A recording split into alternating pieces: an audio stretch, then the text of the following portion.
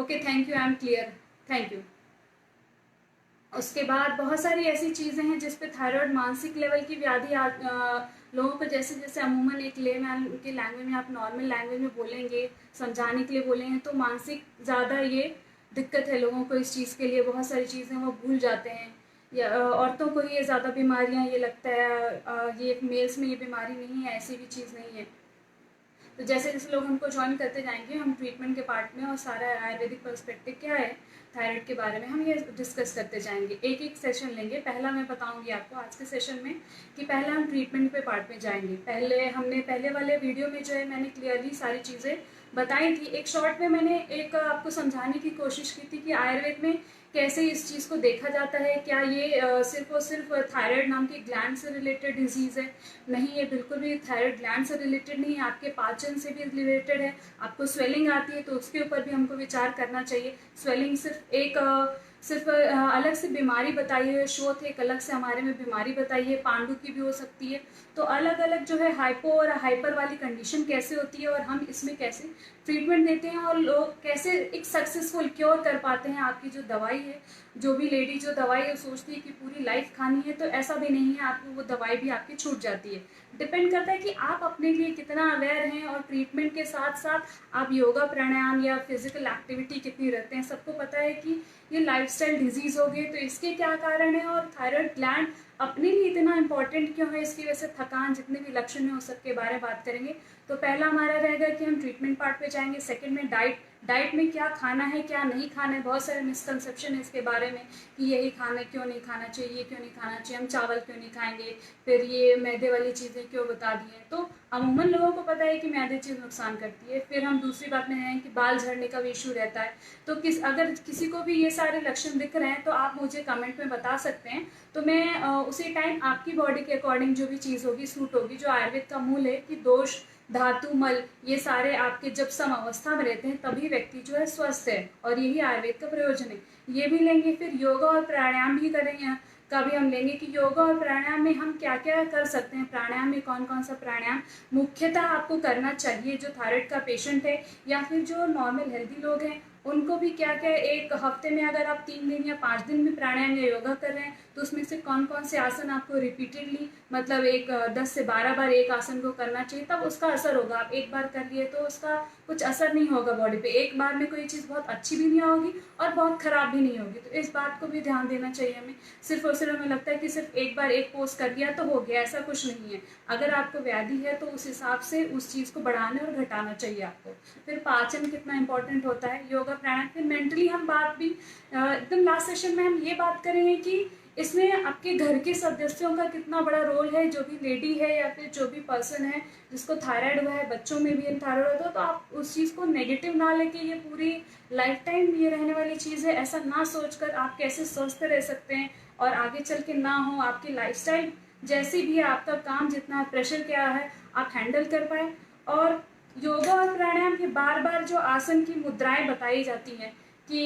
ऐसे लगता है लोगों को कि कैसे ये इतना मुश्किल जो है आसन मुद्रा करनी है आपको। मुद्रा जो है एक भाव है, जिस भाव से आप करते हैं आपसे 1 दिन नहीं हो पा रहा, 2 दिन नहीं हो पा रहा, 3 दिन नहीं हो पा रहा, चौथे दिन वो धीरे धीरे वो मुद्रा से आपके मन का भाव रहता है, आपका कॉन्फिडेंस बढ़ता है। और ये एक दिन वाली चीज़ नहीं है, ये कोई झटपट वाली चीज़ नहीं है। जैसे हम बोलते हैं फास्ट फूड है, जैसे फास्ट चीज़ें चाहिए, तो शरीर वैसा नहीं होता। आपकी बुद्धि जो है वो इतनी फास्ट चल रही है, उसके साथ शरीर को भी कैसे कोप अप करें कि दोनों एक साथ लेवल में चले, इसलिए मुद्राएं और आसन बताए जाते हैं। और उसके बाद से आपके जो सिक्रेशन होते हैं बॉडी में, आपका जो कॉन्फिडेंस आता है, पूरे दिन फ्रेश रहता है, ये भी चीज़ है। तो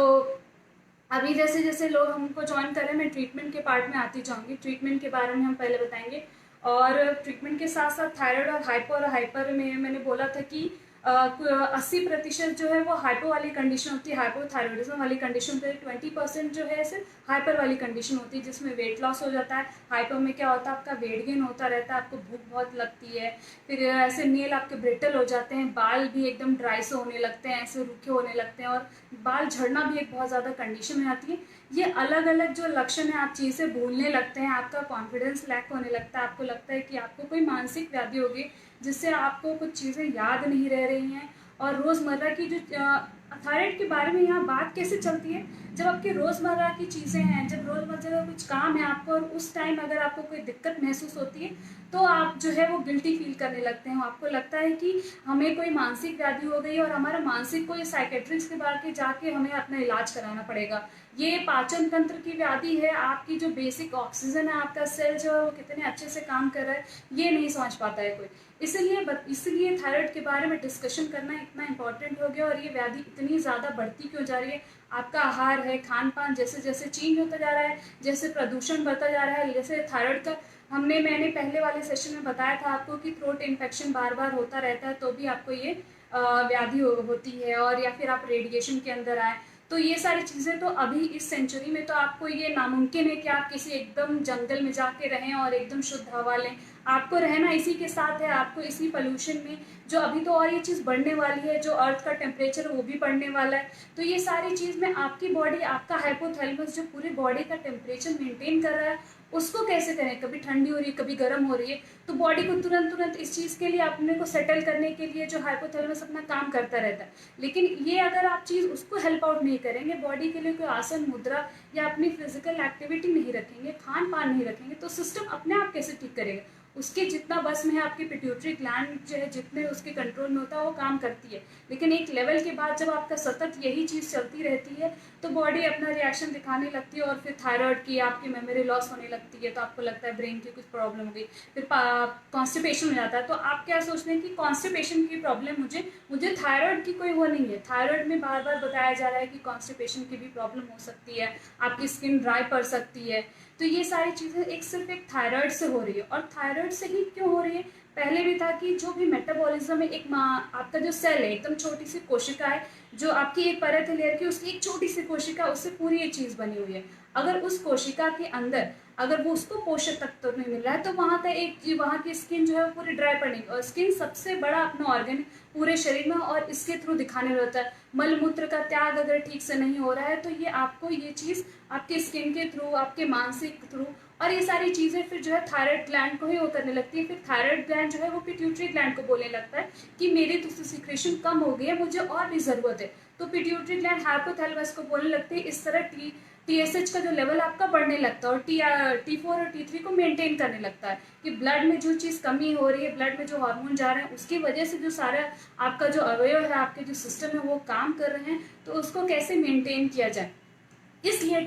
TSH जो आपका लेवल बढ़ जाता है। तो ये पहले सेशन में हमने बात की थी। आज का मेन जो रहेगा हमारा ट्रीटमेंट के पार्ट में रहेगा, लेकिन एक छोटे से शॉर्ट में हमने समझ लिया कि जो थायराइड ग्लैंड है वो आपके लिए एक ग्रंथि जो है कितनी इंपॉर्टेंट है। और आयोडीन की कमी से गॉइटर जो चीज़ हो जाती है, जो घेंगा जो व्याधि हो जाती है, गला आपका फूल जाता है, कभी कभी लिम्फ नोड से आ जाते हैं, बड़ा एकदम गला सूख जाता है, और आपको यहाँ से पूरी जो रिलेटेड यहाँ पे लिम्फेटिक सिस्टम है आपका, ये जो है ये चैनल जो है ये सिक्रेट यहाँ पे करता रहता है अपनी टॉक्सिक चीज़ें। जब ये भी पूरा भर गया तब जाके ये चीज़ यहाँ तक आ गई आपकी। आप बोलते हैं कि गले तक खा गया, गले तक आ गया, सर तक आ गया, मतलब समझिए कि व्याधि जो है वो भरते भरते एक एक बूंद से जो है व्याधि जो है भरते भरते इतनी ऊपर आ गई। इसलिए इसको थायराइड को जो है हम जो है आयुर्वेद में जो है व्याधि शंकर बोलते हैं, क्योंकि एक ही व्याधि के अंदर, एक ही जो रोग है उसके अंदर इतनी सारी व्याधियां जुड़ी हुई हैं कि उसी लेडी में जो है चिड़चिड़पना ज़्यादा आ रहा है, उसी लेडी में जो है उसको दिल की धड़कन ज़्यादा लग रही है, उसको कुछ अलग अलग विचार आने लगते हैं, उसको कोई अलग से सपना आने लगता है, उसको लगता है कि अभी मुझे कुछ हो जाएगा, या फिर ऐसी नेगेटिव चीज़ें आने लगती है, रोने लगती है, वो टेम्परेचर कभी बढ़ा हुआ रहता है। तो ये सारे जब आप जब पांडु का अध्याय उठाएंगे तो सारे लक्षण पांडु में होते हैं। और अमूमन जो है भारत में तो लगभग सारी ही औरतों को हेमोग्लोबिन, यहाँ पे पांडु और हेमोग्लोबिन का कुछ वो रिलेशन नहीं है आयुर्वेद, उसमें बस उसका एक पार्ट है। हेमोग्लोबिन कम होना पांडु के लक्षण का एक पार्ट है कि जब हेमोग्लोबिन कम होता है तो ये सारे बाल झड़ने से लेकर आपको थकान जल्दी हो जाती है, आपको ऑक्सीजन कम पड़ जाता है आपके शरीर में, और पाचन तंत्र जो है बिगड़ जाता है। अभी हमारा आयुर्वेद में सबसे पहले बोला गया है कि आपकी जो अग्नि है उस पे ही काम करना, आपका सारी ही व्याधियों का जो मूल है वो आपकी अग्नि है, आपकी जठर अग्नि है, आपका पाचन तंत्र है। अगर आपका पाचन तंत्र अच्छा नहीं है तो मैंने यहाँ पे बोला कि आपका कॉन्स्टिपेशन हो रहा है, फिर आपको जो तत्व चाहिए, न्यूट्रिशन चाहिए, जिसकी वजह से आयोडीन या बाकी सारी चीज़ें जो भी बनने वाली हैं आपके शरीर में जो लगने वाली है वो चीज़ आपको नहीं मिल रही। यहाँ पे आपका पाचन तंत्र अच्छा नहीं हुआ, उसके बाद से जो भी उससे जो न्यूट्रिशन निकालना है, हर रस को जिससे बनना है, आगे की जो प्रक्रिया हो रही है शरीर में अलग अलग अंग में जो सारा जो सर्कुलेशन होना है, रस से रक्त बनेगा, मतलब रस से रक्त, मांस, अस्थि, मज्जा, शुक्र, ये जो सारे धातु हैं, सप्त धातु हैं, जो आयुर्वेद में बताया हुआ है कि सप्त धातु कितना इंपॉर्टेंट है आपके लिए, और ये त्रिदोष सिद्धांत और सप्त धातु सिद्धांत। तो हम बात कर रहे थे कि पहले अगर वहाँ पे पाचन तंत्र अच्छा नहीं हुआ तो आपके खाने से जो आपको जिंक मिलना चाहिए, आयोडीन मिलना चाहिए, विटामिन B12 मिलना चाहिए, जो अमूमन लोगों को पता है। अगर आयुर्वेद में मैं ये बोलूँगी कि रस वीर्य पाक होता है, अगर मधुर रस नहीं है, आपके कषाय रसात्मक चीज़ें खाएं, तो ये लोगों को समझ में नहीं आती चीज़। लेकिन अगर हम ये बोलें कि हमारे में B12 की कमी हो गई है, हमें जिंक नहीं मिल रहा है, हमारा बाल झड़ रहा है, सल्फर है कि नहीं बॉडी में, ये सारी चीज़ें जो हम उन ग्लूकोज का ग्लाइकोजन से कितना कन्वर्जन हो रहा है, तो ये होगा कैसे? अगर आप इतना पचा सकते हैं, अगर आयोडीन आप इतने अच्छे से, कैल्शियम लोग अलग से गोली खाने लगते हैं, जब खाने से ही आप पचा सकते थे कैल्शियम, तो अलग से गोली आपको खाने की जरूरत नहीं पड़ती। पर आप जो खाना खा रहे हैं उससे ही आपकी बॉडी जो है कैल्शियम अलग से निकाल नहीं पा रही, उससे ही आपका आयोडीन नहीं निकल पा रहा, उससे आपका मैग्नीज नहीं होता। खाने की कुपोषण वाली व्याधि नहीं बताई गई है इसको कि ये कुपोषित वाली व्याधि है, ऐसा नहीं बताया गया है। व्याधि क्या बताई गई है कि जब आपका पाचन अच्छा नहीं है, ग्रहणी अच्छी नहीं है आपकी, मतलब आप जो खाना खा रहे हैं वो आप एब्जॉर्ब नहीं कर पा रहे हैं उसे न्यूट्रिशन, और उसके बाद से जो है आप जो स्थूलता की तरफ चलते जा रहे हैं, जो आपके सेल्स वो यूज ही नहीं कर पा रहे हैं उतने ज़्यादा, और बार बार जो है hypothalamus, pituitary gland, thyroid gland को वहाँ पे अपने लक्षण को दिखाना पड़ता है, वहाँ पे सूजन आती है। फिर शरीर में जैसे जैसे एक एक अवयव जो है आपका, एक एक जो सिस्टम है वो जैसे जैसे अपना काम ऐसे कम कर देता है या फिर ज़्यादा कर देता है, तो आपको ये लक्षण दिखने लगते हैं। फिर आप डॉक्टर के पास जाते हैं कि मुझे ऐसे ऐसे हो रहा है, मेरा बाल झड़ रहा है, कभी कभी आंखें सूज जाती हैं, जब रात में सोती हूँ सुबह उठती हूँ तो बॉडी पे पूरी स्वेलिंग रहती है, अंगूठी जो है वो लोगों को टाइट होने लगती है, या फिर सुबह ऐसा लगता है कि मेरी नींद नहीं पूरी हुई है। तो ये सारे लक्षण, एक आलस जैसा, जो नींद पूरी होने के बाद से आपको जो एक फ्रेशनेस लगनी चाहिए वो सुबह नहीं रहता है। तो ये अलग अलग जब चीज़ें इन लोगों को पता चलती है तब वो डॉक्टर के पास जाते हैं और दिखाते हैं, और जब चेक होता है, क्योंकि अभी ये चीज़ इतनी ज़्यादा अवेयर हो गई, लोग इतने ज़्यादा इस बारे में अवेयर हो गए हैं कि डॉक्टर आपको तुरंत बोलता है, या फिर लोगों को ही पता चल गया, नेट, इंटरनेट, जो जहाँ से भी लोग पढ़ते हैं उसके बाद उनको पता चल जाता है कि मुझे शायद थायराइड हो सकता है। जो लड़कियां हैं उनको इरेगुलर पीरियड्स होने लगते हैं, मूड स्विंग्स होने लगते हैं, बहुत ज़्यादा टेंशन होने लगती है। लाइफस्टाइल से कैसे हो जाएगी? ट्रीटमेंट के पहले हम ये सारी बात क्यों कर रहे हैं? क्योंकि ट्रीटमेंट, आयुर्वेद का ट्रीटमेंट ही बोलता है कि आपको निदान परिवर्जन करना है। निदान परिवर्जन का मतलब क्या है? कि जो आप कर रहे हैं, जिसकी वजह से आहार विहार जो भी आपका गलत है, वो सिस्टम को ठीक करना, वो सबसे पहली ट्रीटमेंट होती है आयुर्वेद के लिए, निदान परिवर्जन। चिकित्सा या फिर कोई भी मेडिसिन देने से पहले आपको जो दिनचर्या, ऋतुचर्या बताई जाती है, ये फिर से मैं बार बार जो है हर एक, मैंने जो भी मेरे प्रीवियस के वीडियोस थे उसमें भी बोला था कि दिनचर्या, ऋतुचर्या, आहार, निद्रा, ब्रह्मचर्या, ये आपके लिए बहुत इंपॉर्टेंट है। और ये एक दिन वाली चीज़ नहीं है, ये आप डेली डेली अगर सदा ऐसे करते जाएंगे तब जाके ये चीज़ आपके जो है पाचन तंत्र से लेकर आपके मनोवह स्रोतस तक जाने तक के लिए ये चीज़ बिगड़ जाती है। तो ट्रीटमेंट के लिए सबसे पहला पार्ट मैंने यहाँ पे बोला कि निदान परियोजना, मतलब जैसे जो भी गलत चीज़ें हैं वो आपके, जब आप आते हैं, कोई भी पेशेंट आता है तो हम उसको सबसे पहले उसकी दिनचर्या, ऋतुचर्या पूछते हैं, फिर पूछते हैं लक्षण, तो हमने पूरी केस ले लेते हैं। जब भी हमारे पास कोई पेशेंट आता है तो लोगों को लगता है कि ये 2 मिनट या 3 मिनट या 5 मिनट की चीज़ नहीं रहती, एक पूरा आधा घंटा लगता है उसको सारी चीज़ें उसको पूछने में, एक एक चीज़ आपकी रूल आउट की जाती है। आप तो आए होते हैं कि सिर्फ मेरा पेट खराब है, या फिर मेरे सिर्फ बाल झड़ रहे हैं, मुझे बस इतना ही चाहिए कि मेरे बाल नहीं झड़ने चाहिए, या फिर मेरा पेट ठीक रहे, मुझे कॉन्स्टिपेशन नहीं हो रहा है, मुझे बस कॉन्स्टिपेशन पे दवाई चाहिए। लेकिन जब वैद्य के पास आते हैं तो आपको उसको आपकी सिर्फ और सिर्फ उस कॉन्स्टिपेशन से मतलब नहीं होता, वो तो दूर करेगा, पर उसका कारण क्या है, मूल कारण क्या है, उसको पहले पूछता है। इसीलिए आधा घंटा एक लगता है, लगभग 15 से 20 मिनट लग जाता है एक एक के उसके पूछने में कि हाँ आपके कैसा खाना खा रहे हैं आप, आपको कितना स्वेद होता है, फिर सारे जैसे जैसे लक्षण बताता जाता है। फिर लेडी रहती है तो उसके लिए उसकी साइकिल कैसे है, पीरियड्स कैसे आ रहे हैं उसके, उसमें उसको वाइट डिस्चार्ज हो रहा है कि नहीं, पाइल्स की तकलीफ है कि नहीं, ये सारा स्टेप बाय स्टेप जो है केस ली जाती है प्रॉपर तरीके से। फिर जाके हमको पता चलता है कि व्याधि संकर और इसमें से किस चीज़ की ज़्यादा आपकी चिकित्सा करनी है। मतलब ये जो भी लेडी आई है, अगर उसकी सेलिंग है बॉडी में, दिल की धड़कन बहुत बढ़ जाती है, उसको चिड़चिड़ बहुत जल्दी होने लगती है, हार्ट बीट बनती है, नेगेटिव है, बाल भी झड़ रहा है, उसको पच नहीं रही है कुछ, तो पांडु की चिकित्सा की तरफ जाते हैं। फिर गृहिणी में होता है कि पूरा दिमाग जो है वो वही में जो है पित्त धरा कला मज्जा धरा कला, मतलब क्या है, गट टू ब्रेन रिलेशनशिप, मतलब आपके दिमाग से आपका पेट कैसे जुड़ा हुआ है। आपका खाना पच नहीं रहा, आपको खाने के तुरंत बाद किसी किसी को जाना पड़ता है, या किसी को वॉशरूम में बहुत देर तक बैठना पड़ता है। ये सारी अमूमन समस्या है। लोग मोबाइल फोन लेके वॉशरूम में जाते हैं क्योंकि उनको इतना टाइम लगता है कि वो भूल जाते हैं कि ये प्रक्रिया चालू है, आपकी प्राकृतिक जो प्रक्रिया है उसके बारे में भूल जाते हैं और वो मोबाइल में बिजी हो जाते हैं। तो ये सारी चीजें आपको नहीं करनी चाहिए। यही चीज जब बताई जाती है तो इसको निदान परिवर्जन बोला जाता है आयुर्वेद में, कि पहले जो चीज है, जो गलत चीज करें आप, योगा या प्राणायाम कुछ भी करें, तो वहां पे बताए गए नियम क्या है, यम क्या है, मतलब जो गलत चीज है वो अपनी लाइफ से निकालते जाइए, वैसे वैसे आप अच्छे होते जाएंगे। एक एक गलत चीजों को अगर इकट्ठा बॉडी में करते जाएंगे तो वो टब जैसे एक बाल्टी है, भरने के बाद से जैसे स्तर तक वो चीज आ जाती है, वैसे ही थायराइड के भी केस में आ जाता है कि अब वो ब्रेन जो है वो एकदम से आपको सिग्नल देने लगता है, आपकी बॉडी पूरी सिग्नल देने लगती है कि अब ये व्याधि आपको हो चुकी है, और इसकी वजह से सारे आपको लक्षण दिख रहे हैं और आपको भूलने का ऐसा लगता है कि ये मुझे मानसिक हो गई, वैसी बीमारी हो जाती है। तो फिर हम बात कर रहे थे कि कैसे ये गृहिणी से रिलेटेड हो सकता है कि मतलब किसी को वॉशरूम ज्यादा जाना पड़ा है, उसको खाना पच नहीं रहा है, उसके मल भाग से बहुत ही बदबू आती है, तो वो चीज समझ जाता है, या फिर स्टिकी रहता है, वो खुद के खुद लोगों को पता चल जाता है कि आज का जो भी मल भाग मैंने त्याग किया, फिर मूत्र है, स्वेद है, इन सबसे बहुत ज्यादा स्मेल आने लगती है, या फिर आपको दिन भर ऐसा लगता है कि मेरा पेट क्यों नहीं साफ हो रहा है, मुझे आज नहीं साफ हुआ, ऐसे नहीं हुआ। तो बहुत सारे जब पेशेंट आता है तो वो डायरेक्ट ये पूछता है कि मुझे कोई समस्या नहीं है, बस पेट का थोड़ा अपचन है, डकार आती रहती है, मुझे उद्गार होता रहता है, ऐसे खट्टी डकारें आती रहती है, पचा नहीं है खाना, मुझे ऐसा लगता है। फिर ये गृहिणी की चिकित्सा हो जाती है, वहां पे पेशेंट की हम पहले गृहिणी की चिकित्सा करते हैं, उसके हिसाब से फिर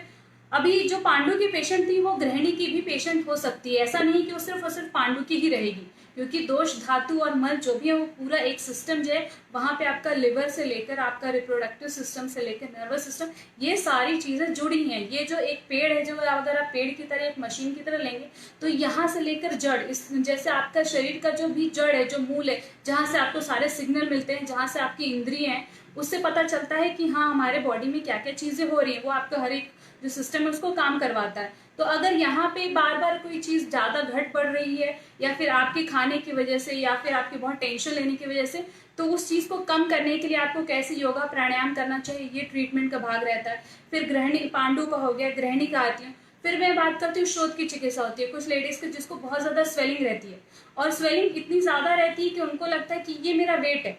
यही वेट है, और इसकी वजह से मुझे बहुत ज़्यादा स्फूर्ति नहीं है, बहुत ज़्यादा ऐसा लग रहा है कि मैंने इतना खाना भी नहीं खाया है, आहार भी नहीं किया है, जबकि मैं डाइट भी फॉलो करी है, वेट कम भी नहीं हो रहा। अगर वो लोग एक्सरसाइज भी करते हैं तो जल्दी वेट कम नहीं होता, उनको स्वेद ही नहीं आता। तो यहाँ पे शोथ की भी चिकित्सा करनी जरूरी है। पांडु और शोथ की चिकित्सा किए बिना जो है किसी भी स्त्री की जो भी है चिकित्सा है वो पूर्ण नहीं हो सकती। और गृहिणी, वो सभी के लिए एक कॉमन चीज होती है कि गृहिणी जो आपका पाचन शक्ति है वो अगर अच्छा रहेगा तो आपको कोई व्याधि ही नहीं होगी। व्याधि ना हो इसलिए पथ्य अपथ्य, मतलब क्या चीज खाएं क्या चीज ना खाएं, क्या दिनचर्या ऋतुचर्या रिस्ट्रिक्शन वाली चीज की नहीं ना लेकर आप कैसे स्वस्थ रहें, इस चीज के लिए ये चीज बनाई गई है। ये सिस्टम जो आयुर्वेद का सिस्टम, आयुर्वेद का प्रयोजन ही है कि जो स्वस्थ है उसका स्वास्थ्य बनाए रखें। इसलिए फर्स्ट स्टेप यहाँ पे कोई व्याधि से नहीं आता। जब आयुर्वेद, जब भी ग्रंथ जिन आचार्यों ने लिखा, वो पहले व्याधि से शुरुआत ना करते हुए आपका बेसिक दोष धातु मल से शुरुआत करते हैं, उसके बाद बताते हैं कि आपको कैसा रहन सहन करना चाहिए। ये जो सिस्टम आपको इतना एक सुपर, मतलब ऐसे लगता है लोगों को कि जो मशीन है उसकी इतनी अच्छी सिस्टम है, पर ऐसा सिस्टम बनाने के लिए अभी तक रोबोट की जैसी फीलिंग, जैसे रोबोट रहता है वैसे ये व्याधि नहीं होती, या फिर उसकी भावनाएं नहीं होती। वो जो डिफरेंस है हमारे बीच में, उस चीज को कैसे कम कर सके। या फिर हमको लगता है कि हम जो ये खा लेंगे, इतना ही फॉलो करेंगे, आज सो लेंगे, आज जल्दी उठेंगे, एक दिन दो दिन से नहीं हो गए, सतत करते करते ये चीज आगे आपको हैम्पर करती रहती है। तो पांडु शोथ गृहिणी की चिकित्सा के बारे में बात की मैंने कि ट्रीटमेंट, लाइन ऑफ ट्रीटमेंट क्या रहती है। फर्स्ट हमने लाइन ऑफ ट्रीटमेंट में देखा कि पहले जो था, जब भी कोई पेशेंट आता है आपके पास तो उसके पूरे लक्षण पूछे जाते हैं। आपको बाल झड़ रहे हैं क्या, आपको भूलने की बीमारी हो रही है क्या, तो ये पांडु शोथ और गृहिणी ये सब की चिकित्सा की जाती है। फिर उसके मनोवा स्रोतस पे जाने की बात करते हैं कि मानसिक लेवल पे, शारीरिक और मानसिक, जैसे दो व्याधियां आयुर्वेद ने बताई कि शारीरिक और मानसिक रहती है। तो ट्रीटमेंट के पार्ट में शारीरिक और मानसिक में, मानसिक जब शारीरिक ये चीज हो जाती है तो मानसिक लेवल पे आपका रजतम जो दोष बताया आयुर्वेद में वो कैसे यहाँ पे जो है उसको कैसे ठीक करना होता है, उसको कैसे लेवल पे ना होता है, जो भी लेडी रहती है या फिर जेंट्स को भी ये प्रॉब्लम है, ये भी समझना बहुत ज़रूरी है। फिर पेशेंट कैसे कैसे, मैं एक 5 केसेस ऐसे डिस्कस करूंगी। वैसे तो हर एक बॉडी टाइप के अकॉर्डिंग अलग अलग जो है थायराइड की लेडी या जेंट्स जो भी पेशेंट हो उनके अलग अलग समस्याएं होती हैं, लेकिन कुछ कुछ कॉमन समस्याएं होती हैं लोगों की। तो एक हम 2 से 3 केसेस ऐसे लेंगे जिसमें मैं एग्जांपल दूंगी कि मेरे पास जब पेशेंट आया, आर्य विश्व में जितने भी पेशेंट आए तो उनकी कैसे कैसे लक्षण थे, उस पर कैसे हमने चिकित्सा दी। चिकित्सा देने का मतलब मैंने पहले सेशन में बताया था कि कांचना दिया था, पुनर्नवा दिया था, ये सारी जो चीजें ये आज एक एक जो व्याधि के हिसाब से है, जो भी उसको अगर गृहिणी का है तो उसमें क्या दे सकते हैं, पांडु के लक्षण दिख रहे हैं, पांडु से कम रक्त लग रहा है तो उसमें कैसे दे सकते हैं, उसका पाचन अच्छा नहीं है तो उसमें कैसे चिकित्सा करें। और दूसरी चीज है, अगर उसको मेमोरी लॉस लग रहा है कि मैं चीजें भूल रही हूँ, ये आपको कोई मानसिक व्याधि के तौर पे ना लेके आपको ये समझना चाहिए कि आपका जो न्यूट्रिशन है, जिससे आपका जो है मज्जा व जो स्रोतस है,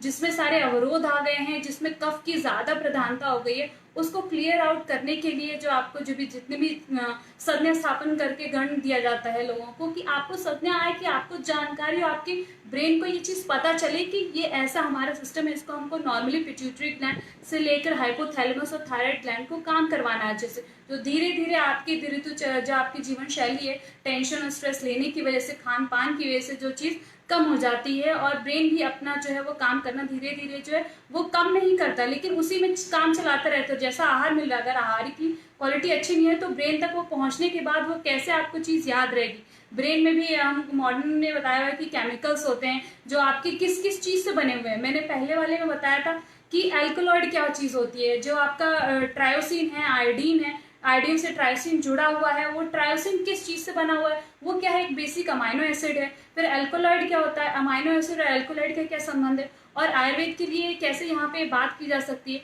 क्योंकि जो एल्कोलॉइड है वो आपके प्लांट में भी रहता है। 20% of the plant species consume और they have this alkaloid thing in them. तो इसलिए इस चीज से आपको, जब हम कोई भी प्लांट आपके लिए सेलेक्ट करते हैं आपके बॉडी टाइप के अंदर, मतलब क्या कर रहे हैं कि पंच महाभौतिक चिकित्सा भी हो जाती है, और जिस द्रव्य की कमी है आपके अंदर, जिस केमिकल कंस्टिट्यूएंट की कमी है, उस वाले द्रव्य को हम देते हैं। कोई भी प्लांट जो है वो आपको जब सेलेक्ट करते हैं तो आपकी बॉडी टाइप के अकॉर्डिंग यहाँ पे सेलेक्ट की जाती है, ना कि सिर्फ एक कोई मेडिसिन या टैबलेट दे देनी है कि जो सब में चलेगी। ऐसा नहीं है, हर एक इंडिविजुअल अपने में एक अलग होता है, और हर एक की सोचने की प्रक्रिया अलग होती है। उसको किस तरह का मानसिक तनाव है, उसकी लाइफस्टाइल कैसी है, उस हिसाब से चिकित्सा कैसी की जाए, उसको हिसाब से खान पान कैसा रखे, वो चीज आयुर्वेद में बताई जाती है। जब आप वैद्य के पास आएंगे तो आपका केस पेपर जब भी पूरा एक लेगा कि आप क्या सुबह से लेकर शाम तक आपको क्या क्या समस्याएं होती है, वो सारी समस्याओं का भी बताएगा। प्लस आपको डाइट में जो चीज है कि डाइट में कैसे क्या चीज लेनी चाहिए वो भी बताता है वैद्य, और आपको योगा और प्राणायाम पर्टिकुलरली कौन कौन से करने चाहिए ये भी बताता है। तो थायराइड के बारे में और एल्कलॉइड और प्लांट आयुर्वेदिक चिकित्सा कैसे यहाँ पे होती है, हमने फर्स्ट सेशन में पूरी 4 चीजें डिस्कस की थी, लेकिन फिर भी मैं बता दूं कि मैंने बेसिक पे गई थी कि केमिकल कंस्टिट्यूएंट जो आपके प्लांट्स में है, जो आपके बॉडी में है, अगर वो बॉडी में कम है तो उसी चीज को है जो है सामान्य से सामान्य की चिकित्सा। मतलब अगर पुनर्नवा में एल्कलॉइड है और वो मेरी बॉडी में कम है, अभी हमें पता कैसे चलेगा कि ये कम है, थायराइड डिजीज ही हुई है अगर, तो थायराइड में अगर आपके जो लिवर में, स्किन में जो सारी दिक्कतें दिख रही हैं एक प्लांट में, और ये भी चीज इंपॉर्टेंट है यहाँ पे कि एक ही प्लांट का पूरा चूर्ण हम पाउडर क्यों देते हैं, उसको सिर्फ उस स्ट्रैक्ट फॉर्म में क्यों नहीं दे देते हैं। स्ट्रैक्ट फॉर्म में देने का मतलब ये हो गया कि आपने सिर्फ एक केमिकल कंस्टिट्यूंट उठाया, उसका जिंक, मैग्नीशियम या फिर ट्रायोसिन या अमाइनो एसिड्स का एक कंस्टिट्यूंट उठाया और वो बॉडी में दे दिया आपके कि आप वो पाचन का काम करती रहे। लेकिन जब एक पूरा प्लांट जो आपको दिया जाता है, जब एक पाउडर पूरा उसका प्लांट का एक हब पूरा दिया जाता है,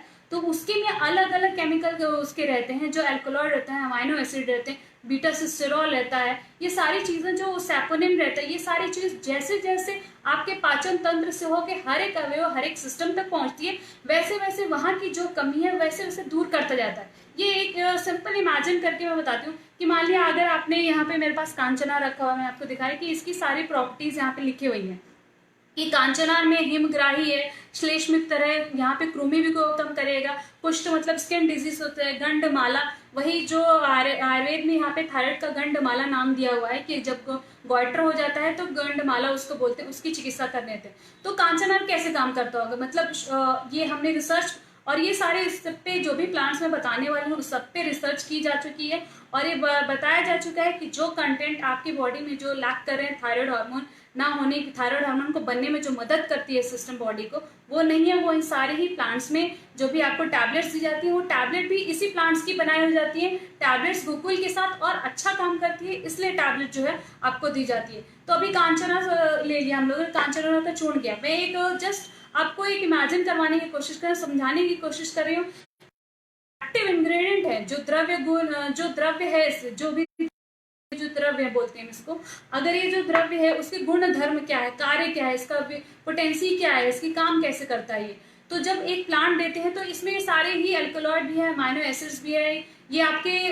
लिवर पे भी काम करने वाला है, थायराइड ग्लैंड पे भी काम करने वाला है, ग्रहणी मतलब इंटेस्टाइन पे भी काम करने वाला है, प्लस आपके पैनक्रियास पे काम करने वाला है, आपके लिवर में जाने वाली ये चीज है, उसके बाद से आपकी किडनी में जाएगी चीज। तो इसमें जब एक प्लांट इतना सारा काम कर रहा है, इतनी जगह कैसे काम कर सकता है, मतलब जो जो कंटेंट, जो जो आपके बॉडी के अवयव में, सिस्टम में जो जो चाहिए चीज, जो भी कमी हो रही है केमिकल कंस्टिट्यूएंट की, जो हर एक जगह पे जाते जाते हर एक सेल को जो जाएगी उसके माइन्यूट लेवल पे जो ग्लूकोज को कन्वर्ट करेगी, जैसे हम बताते हैं कि सेल कोशिका जो भी बनी हुई है, तो वैसे ये कैसे काम कर रहा है। तो ये जब आपके पेट में गया तो पेट में जाने के बाद वहां पे इसका पाचन हुआ, इसीलिए दीपन पाचन चिकित्सा हम करते हैं। कि दीपन पाचन मतलब क्या होता है कि मतलब जो चीज आपको डाइजेस्ट नहीं हो रही, आपका खाना डाइजेस्ट नहीं हो रहा, अगर उसी से आप न्यूट्रिशन अच्छे से, अगर आपका डाइजेशन अच्छा हो, आपकी जाठराग्नि अच्छी है, डाइजेस्टिव पावर आपका अच्छा है, तो ये चीज एब्जॉर्ब कर ले। इसलिए अगर इस प्लांट के साथ अगर मैं अमृता या शुंठी मतलब गुड़ुची और या फिर आपको विश्व चूर्ण, तो ये अगर चीज दे दूंगी तो इसके साथ वो मिलने के बाद उसको अच्छे से बॉडी में पूरी जगह पे इसको पहुंचाने का काम करेगी। और हम जब भी कोई काढ़ा फर्मेंटेड कोई भी देते हैं, पुनर्नवास हो गया, लोधरासा हो गया, जैसे जैसे आपको अलग अलग बीमारियां, जैसे आपका सिस्टम है उस हिसाब करके हम चूज करके देते जाते हैं। तो कांचनार का मैंने दिया, कांचना का एग्जाम्पल लेके बताती हूँ मैं फिर से कि कांचनार आपके बॉडी में गया, उसके बाद से वो पेट में पचने लगा, पेट में पचने के बाद से वो आहार रस जो है, आहार रस पचाने का काम किया, फिर आहार रस से जो है क्वालिटी वहां पे जो है रस, रक्त बनने वाला है, रक्त जो है आपके लिवर में जाने वाला है, लिवर यकृत में जाने के बाद वहां पे पित्त जो है आपका जो दोष है उसको भी बढ़ा हुआ है, जो वहाँ पे बनने वाला है, अगर पित्त दोष वहाँ दुष्टि हुई है लिवर में, वहां से पूरी चीज आपके बॉडी में हार्ट से लेकर हर जगह सर्कुलेट हो रही है। तो वहां पे उसका एक केमिकल कंस्टिट्यूएंट गया, वहां पे लिवर पे जो लिवर में जो भी इसको तत्व चाहिए थी वो वहां से ट्रांसफर हुआ, फिर वो आपके पूरे शरीर में जाना स्टार्ट हुआ, आपके हार्ट में गया, आपके पैनक्रियाज में गया, और फिर ये चीज जो है, इसके जो अल्कोहल है बीटा सिस्टेरॉल इसमें है, तो ये बीटा सिस्टेरॉल आपके यहाँ से पचने के बाद आपके ब्रेन तक जाने के लिए, मतलब एक सिंगल जो आपका जो प्लांट है उसके जो एक्टिव इंग्रेडिएंट्स है वो आपके पूरे सिस्टम पे काम कर रहे हैं, इसलिए पूरा एक द्रव्य दिया जाता है, ना कि सिर्फ और सिर्फ उसका एक ही फॉर्म, मतलब सिर्फ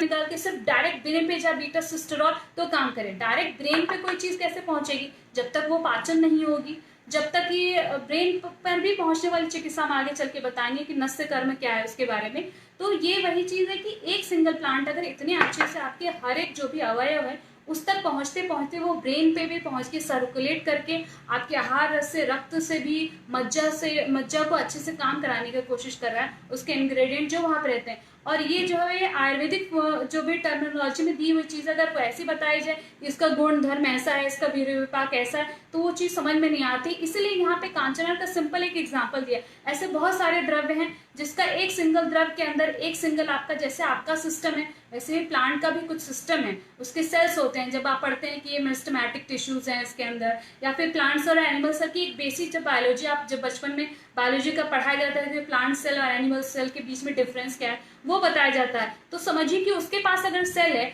वो अगर अपनी शक्ति बढ़ाने के लिए हर एक दिन जो उसके अंदर रिएक्शन होते हैं, वैसे आपके बॉडी की कोशिका के अंदर भी रिएक्शन होते रहते हैं। डीएनए आरएनए, लोग बोलते हैं डीएनए आरएनए कैसे चेंज हो सकती है चीज, आप जो मुद्रा करेंगे, आहार वैसा खाएंगे, तो डीएनए आरएनए के जो अमाइनो एसिड्स, हेलिकेज जो उसके बने हुए हैं, वो अमाइनो एसिड अगर आपके प्लांट पे रहेंगे तो वहां पे जो दुष्टि है वो कैसे कम नहीं होगी। अगर आप एक पर्टिकुलर प्लांट दे रहे हैं, उसके साथ जो है अगर यहाँ पे हम इस प्लांट को दे दिया, ये आपका सिस्टम अच्छा नहीं, आपको पच नहीं रही है, तो हम जो है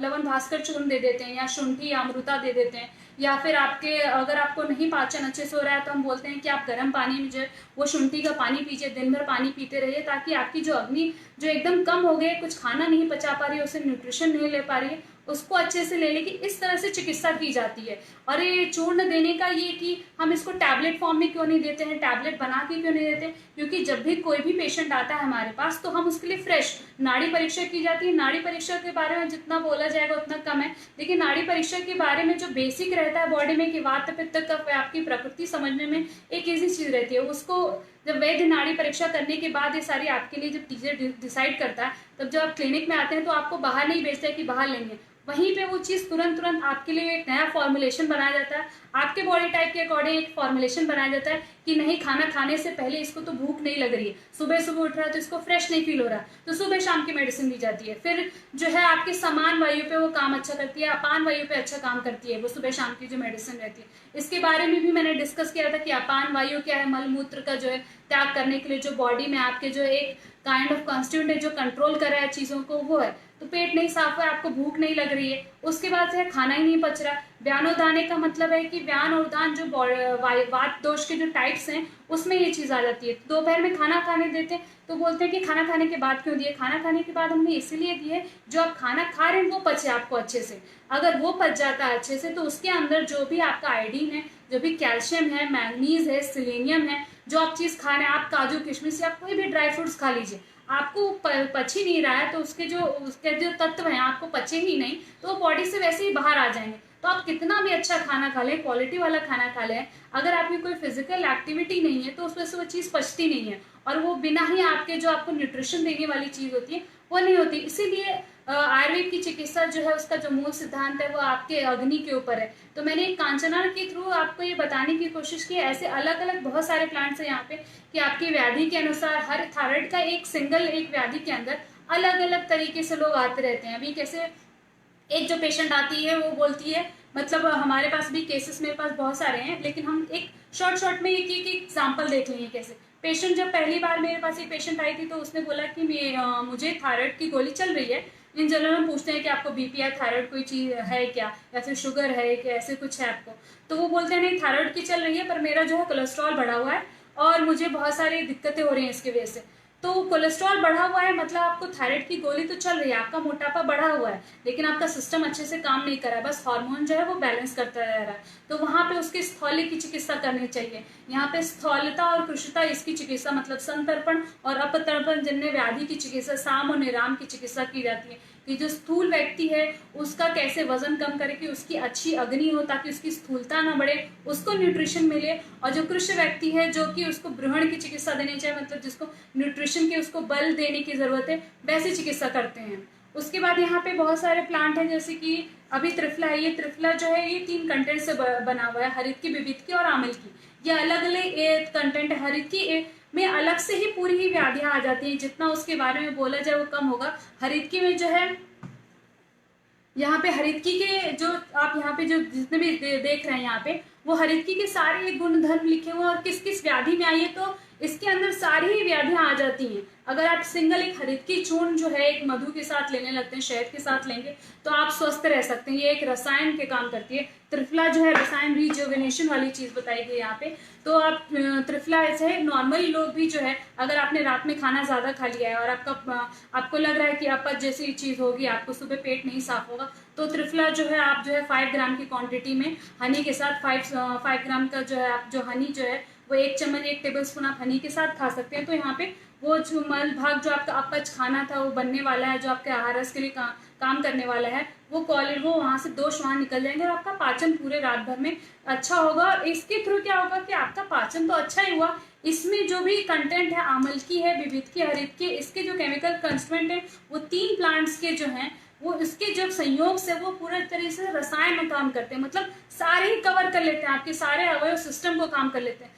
त्रिफला जो है वो नेत्र व्याधि में आई हुई चीज है, लेकिन लोगों को लगता है कि ये जो है ये सिर्फ और सिर्फ पेट साफ करने वाली कोई पाउडर है, पेट साफ करने वाली दवाई है। अभी यहाँ पे नेत्र व्याधि में क्यों आई है, क्योंकि पित्त का जो स्थान है वो नेत्र में है, और अगर आपकी अग्नि अच्छी नहीं रहेगी, जाठर अग्नि अच्छी नहीं रहेगी, तो जो बाकी सारे जो भी वात पित्त कफ के टाइप्स हैं उसको भी अलग अलग जो चीजें हैं उनको भी हैम्पर करती जाएगी। फिर हम बात करेंगे कि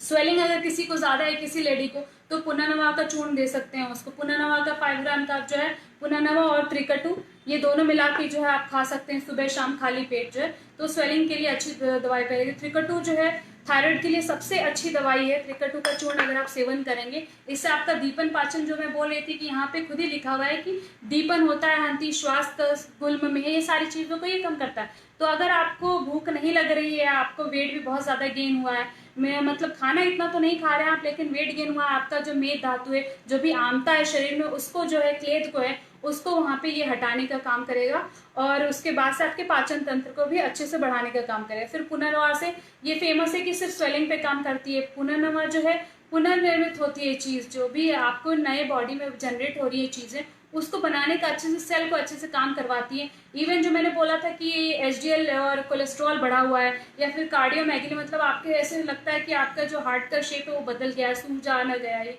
तो उसके लिए पुनर्नवा यहाँ पे चूर्ण दिया जाता है। पुनर्नवा आसो भी दिया जाता है, इसका काढ़ा भी दिया जाता है। आसो जो फर्मेंटेड चीज़ है वो जल्दी से बॉडी में एब्जॉर्ब होती है, इसलिए वो चीज़ दी जाती है। जब आपकी अग्नि अच्छी नहीं होती है और अग्नि अच्छी ना होने की वजह से जब ये चीज़ होती है, तो पुनर्नवा का वहाँ स्वेलिंग भी कम हो जाती है, आपके ब्रेन तक इसकी, इसमें भी जो है बीटा सिस्टेरॉल जो है सैपोनिन, इसमें भी कंटेंट है। वैसे ही सिंगल चूर्ण है जो आपके पेट में जाने के बाद से आपके लिवर में जाके वहाँ पे नेफ्रोटॉक्सिक, जो भी टॉक्सिक चीज़ होगी, वहाँ का जो क्लेद है उसको हटाने का काम करेगा। फिर ये इसका कंटेंट जब हार्ट में जाएगा, तो हार्ट में जाने के बाद जो है वहाँ पे अगर क्लेद, आपकी जो भी कोरोनरी आर्टरी में जो चीज़ बढ़ी हुई है, जो क्लेद और कफ जो वहाँ पे बढ़ा हुआ है, कफ का मतलब यहाँ पे कि क्लेद और कफ और ये सारे कफ के टाइप्स हैं, तो वहाँ पे जो भी फैट बढ़ा हुआ उसको हटाने का यहाँ पे वो अच्छा काम करेगा। और बॉडी ये कैसे काम कैसे करेगी, आप ये हटाएगी कहाँ से, आपके जो है मल मूत्र जो है और आपके जो स्किन के पोर्स के थ्रू है, जब आपका स्वेद आ गया, इसलिए व्यायाम की यहाँ पे इतनी ज़रूरत होती है, वो सारी चीज़ें यहाँ से दूर हो जाएंगी और आपका वेट कम हो जाएगा। फिर आपका आता है कि हरित की, सिंगल हरित की जो है मैंने बताया था कि फिर मधु के साथ लेंगे तो बहुत अच्छा काम करेगी। कैसे लेना है इसको, सुबह शाम जो है आप खाली पेट जो है मधु के साथ जब हरित की लेंगे तो आपका वेट लॉस होने का भी अच्छा काम करेगा। और ऐसे त्रिफला भी जो है सुबह शाम खाली पेट जो है 5 ग्राम जो है त्रिफला चूर्ण जो है आप अगर 1 टेबल स्पून हनी के साथ लेंगे तो ये वहाँ पे आपका जो है स्थूलता जो है आपकी बढ़ गई है उसको हटाने का काम करेगा। और ना सिर्फ ये वहाँ पे सिर्फ आपकी स्थूलता का कम करने का काम करेगा, पाचन तंत्र को अच्छा काम करेगा। जो इसके केमिकल कंस्टिट्यूएंट है, जो भी आपके एल्कोलॉइड लगने वाले हैं बॉडी को, ट्रायोसिन जो अमाइनो एसिड जो भी बॉडी में है, वो इसमें जो कंटेंट मौजूद है इन दोनों में, उन दोनों की वजह से क्या होगा कि आपके हर एक सिस्टम को, हर एक अवयव को दिए जो है, जैसे जैसे ये पाचन होता जाएगा हर एक सिस्टम में ये चीज़ ट्रांसफर होती जाएगी और उस अवयव में जो भी कमी है, जिस भी अमाइनो एसिड की कमी है, वहाँ पे ये चीज़ ट्रांसफर होकर वो सेल यूटिलाइज करता जाएगा। और थायराइड ग्लैंड पे जब ये चीज़ जाएगी तो थायराइड ग्लैंड में अगर सिलेनियम बॉडी में बोलते हैं, सिलेनियम नहीं है तो थायराइड ग्लैंड अच्छे से नहीं बनता, आयोडीन नहीं है तो अच्छे से नहीं बनेगा। आपके वाटर में भी आयोडीन रहता है, या फिर आयोडीन का मैंने लास्ट सेशन में बताया था कि खाना खाते टाइम जब खाना बना रहे हैं आप, सब्जी कोई भी बना रहे हैं, तो उसमें जो है आयोडीन, जो अपना नमक डालते हैं आप, वो पहले ही डाल देते हैं और जो सब्जी है वो आधे 1 घंटे तक बनती रहती है, तो आयोडीन उसमें से उड़ जाता है, वेपोरेट हो जाता है और उसका कंटेंट जो आयोडीन आपको शरीर के लिए जरूरी था वो वहीं पे खत्म हो जाता है। टेस्ट के लिए सिर्फ जो है वो सॉल्ट वहाँ पे आपको मिलता है। तो आयोडीन की जगह नमक के भी बहुत सारे जो है सैंडो रॉक सॉल्ट जो अमूमन बोलते हैं वो आप ले सकते हैं डेली। आपके जो भी थायराइड के पेशेंट में हाइपोर है, हाइपर है, वो डेली आप जो है नॉर्मल आयोडाइज जो नमक है उसके बजाय अगर ये अपना सेंधो लवण भी जो है यूज़ कर सकते हैं। आपको अमूमन हर किराने की शॉप पे हर जगह ये चीज़ मिल जाती है। कॉमन छोटी छोटी चीज़ें जो आप जैसे जैसे अपने आहार और चर्या में, दिनचर्या में शामिल करते जाएंगे, वैसी वैसी जो व्याधि है वो आपकी कम होती जाएगी। फिर यहाँ पे आ जाएगा आपका ब्राह्मी। ब्राह्मी सबको ही पता है कि ये ब्रेन के ऊपर अच्छा काम करती है, पर ये एक सिर्फ ये ब्रेन पे, इसके जो कंटेंट सिर्फ ब्रेन पे ही काम करे, या आपके विष आपका किसी तरह का टॉक्सिक है, जैसे मैंने बताया था कि थ्रोट इन्फेक्शन के टाइम क्या होता है कि आपको थायराइड उसकी वजह से होता है, तो आपकी बॉडी में जो डेली जो अभी आप पॉलन ग्रेन्स ले रहे हैं उसकी वजह से अगर आपको थायराइड बढ़ रहा है तो इसको ही अच्छे से काम करेगा। स्वेलिंग पे अच्छा काम करती है। ज्वर है, ज्वर मतलब कैसी कंडीशन हो जाती है जब ज्वर में आपका बॉडी टेम्परेचर बहुत बढ़ जाता है। अब अगर अमूमन कोई आप एक पैन ले लीजिए, उसमें आप कुछ बना रहे हो और वो बहुत दिन तक ढका हुआ रखा हुआ है, बन के वो कुछ दिन तक सड़ने लगी, फिर वैसे ही सड़ी हुई चीज़ जो है आपके पूरे बॉडी में अगर वो सर्कुलेट, वैसा ही आहार रस वैसा सर्कुलेट होने लगा तो वो बॉडी टेम्परेचर को बढ़ाने का काम करता है। वो शुद्ध रक्त जो है उससे नहीं बनने वाला है आपका, वैसा ही रक्त जो है दूषित रक्त बनेगा। तो जहाँ जहाँ भी पूरे बॉडी में जैसा सर्कुलेट होती जाएगा वैसे आपका टेम्परेचर बढ़ाता जाएगा। तो ब्राह्मी जो है सिर्फ और सिर्फ सिर्फ और सिर्फ ब्रेन पे ना काम करके आपके पांडु, मैंने पांडु की चिकित्सा में भी ये दे सकते हैं। फिर कुष्ठ की चिकित्सा, जैसे स्किन की प्रॉब्लम हो रही है तो वहाँ पे ब्राह्मी अच्छा काम करेगी। स्वेलिंग हो गई, आपको फीवरिश फील होता रहता है, आपको ठंडी या गर्म सहन नहीं हो रहती है, तो ब्राह्मी वहाँ पे भी अच्छा काम कराएगी। और प्लस ये रसायनी है, सबसे अच्छी बात इसकी क्या है, ये रसायनी है। सिर्फ रसायनी का मतलब हो गया कि आपके पूरे सिस्टम, हर एक सेल के लिए अच्छा काम कर रही है, रिजुविनेशन। तो आजकल बहुत सारी चीज़ की फूड सप्लीमेंट हम कुछ ले लें जिसकी वजह से हमारी जो एजिंग कम हो, वैसी चीज़ ना हो के हमारा जो सिस्टम है, जो धातु है, जो क्षीण हो रहा है, उसको कैसे सपोर्ट करें, उस सपोर्ट के लिए ब्राह्मी भी ये बहुत अच्छा काम करेगी। ब्राह्मी का जो चूर्ण है वो आप ले सकते हैं रात में, जब भी सोने से पहले जो है ब्राह्मी जो 5 ग्राम का चूर्ण है वो आप घृत या मधु के साथ ले सकते हैं। ब्राह्मी तेल भी आता है, ब्राह्मी का घृत भी आता है सिद्ध किया हुआ, तो वो भी आप कंज्यूम कर सकते हैं रात में सोने से पहले। अगर आपको ऐसा लग रहा है कि आपको चीज़ याद नहीं रहती है, आपको बॉडी में स्वेलिंग भी है और आपको स्किन की भी प्रॉब्लम हो रही है, बाल भी झड़ रहे हैं आपके, तो ब्राह्मी के जो कंटेंट है उसमें सैपोनिन से लेकर आपके जो स्वेलिंग पे काम कर रहे हैं, रक्त दुष्टि है, उस पर भी अच्छा काम कराने के लिए सारे विटामिन सी वाली सिर्फ चीज़ है। त्रिफला में तो विटामिन सी भी हो गया। वैसे ब्राह्मी में जितने भी अमाइनो एसिड्स हैं वो बॉडी के लिए इनफ रहते हैं। अगर ये प्लांट आपको, जैसे आप बाहर की जैसे फल फ्रूट से खाते हैं, वैसे अगर ये प्लांट्स आप लेते हैं तो आपको जो है ना सिर्फ जो आपके जो केमिकल कंस्टिट्यूएंट लैक करें वो भी चीज़ मिल जाती है, प्लस हर एक सिस्टम पे काम करती है ये चीज़। सिर्फ और सिर्फ डायरेक्ट थायराइड पे जाके काम करेगी, ब्रेन में जाके काम करेगी। जैसे जैसे ये पचने के बाद जो है धीरे धीरे जैसे जैसे सर्कुलेट बॉडी में होती जाएगी, वैसे वैसे चीज, जैसे आपके T3 T4 हार्मोन आपके बॉडी में सर्कुलेट हो रहे हैं लिवर के थ्रू, वैसे जब ये जो लिवर में जाने के बाद, पचने के बाद आहार रस की वहाँ पे रक्त की अच्छे से क्वालिटी बनेगी, और जैसे ही आपके पूरे सिस्टम में ये ब्रेन में जाएगी तो वो जो भी कमी रहेगी वहाँ पे ब्रेन में, अगर सैपोनिन नहीं लग रहा है तो ये सैपोनिन जो है उसका एक्सट्रैक्ट जो है ब्रेन में जाके पहुंचाने का अच्छा काम करेगी। ब्राह्मी की जो आप पत्ती देखते हैं तो वो शेप भी उसका वैसा ही ब्रेन के जैसे, वैसे ही जैसी चीज बाहर है वैसे अंदर है, सामान्य से सामान्य की वृद्धि होती है, ये आयुर्वेद में बताया है। वैसे ये चिकित्सा जो है लाइन ऑफ ट्रीटमेंट इसकी रहती है। फिर है, मैंने बोला था कि संतर्पण और प्रतर्पण जन्य हाइपो और हाइपरथायराइडिज्म, मतलब हाइपो और हाइपर में क्या होता है, एक में लेडी का वजन कम होता जाता है, तो वैसे ही हमारे यहाँ भी है भ्रूण चिकित्सा बताई गई है कि जिस लेडी का वजन कम हो रहा है या जो भी जेंट्स है उसका वजन कम हो रहा है, तो वहां पे अगर आप यहाँ पे बेसिक ट्रीटमेंट करेंगे, उसके हिसाब से रसायन और ये सारे द्रव्य देंगे, तो उसकी जो थायराइड ग्लैंड से लेकर पाचन शक्ति, बाकी जितनी भी कंप्लेंट्स हैं उसकी, वो भी वहां पे उसकी खत्म हो जाएगी।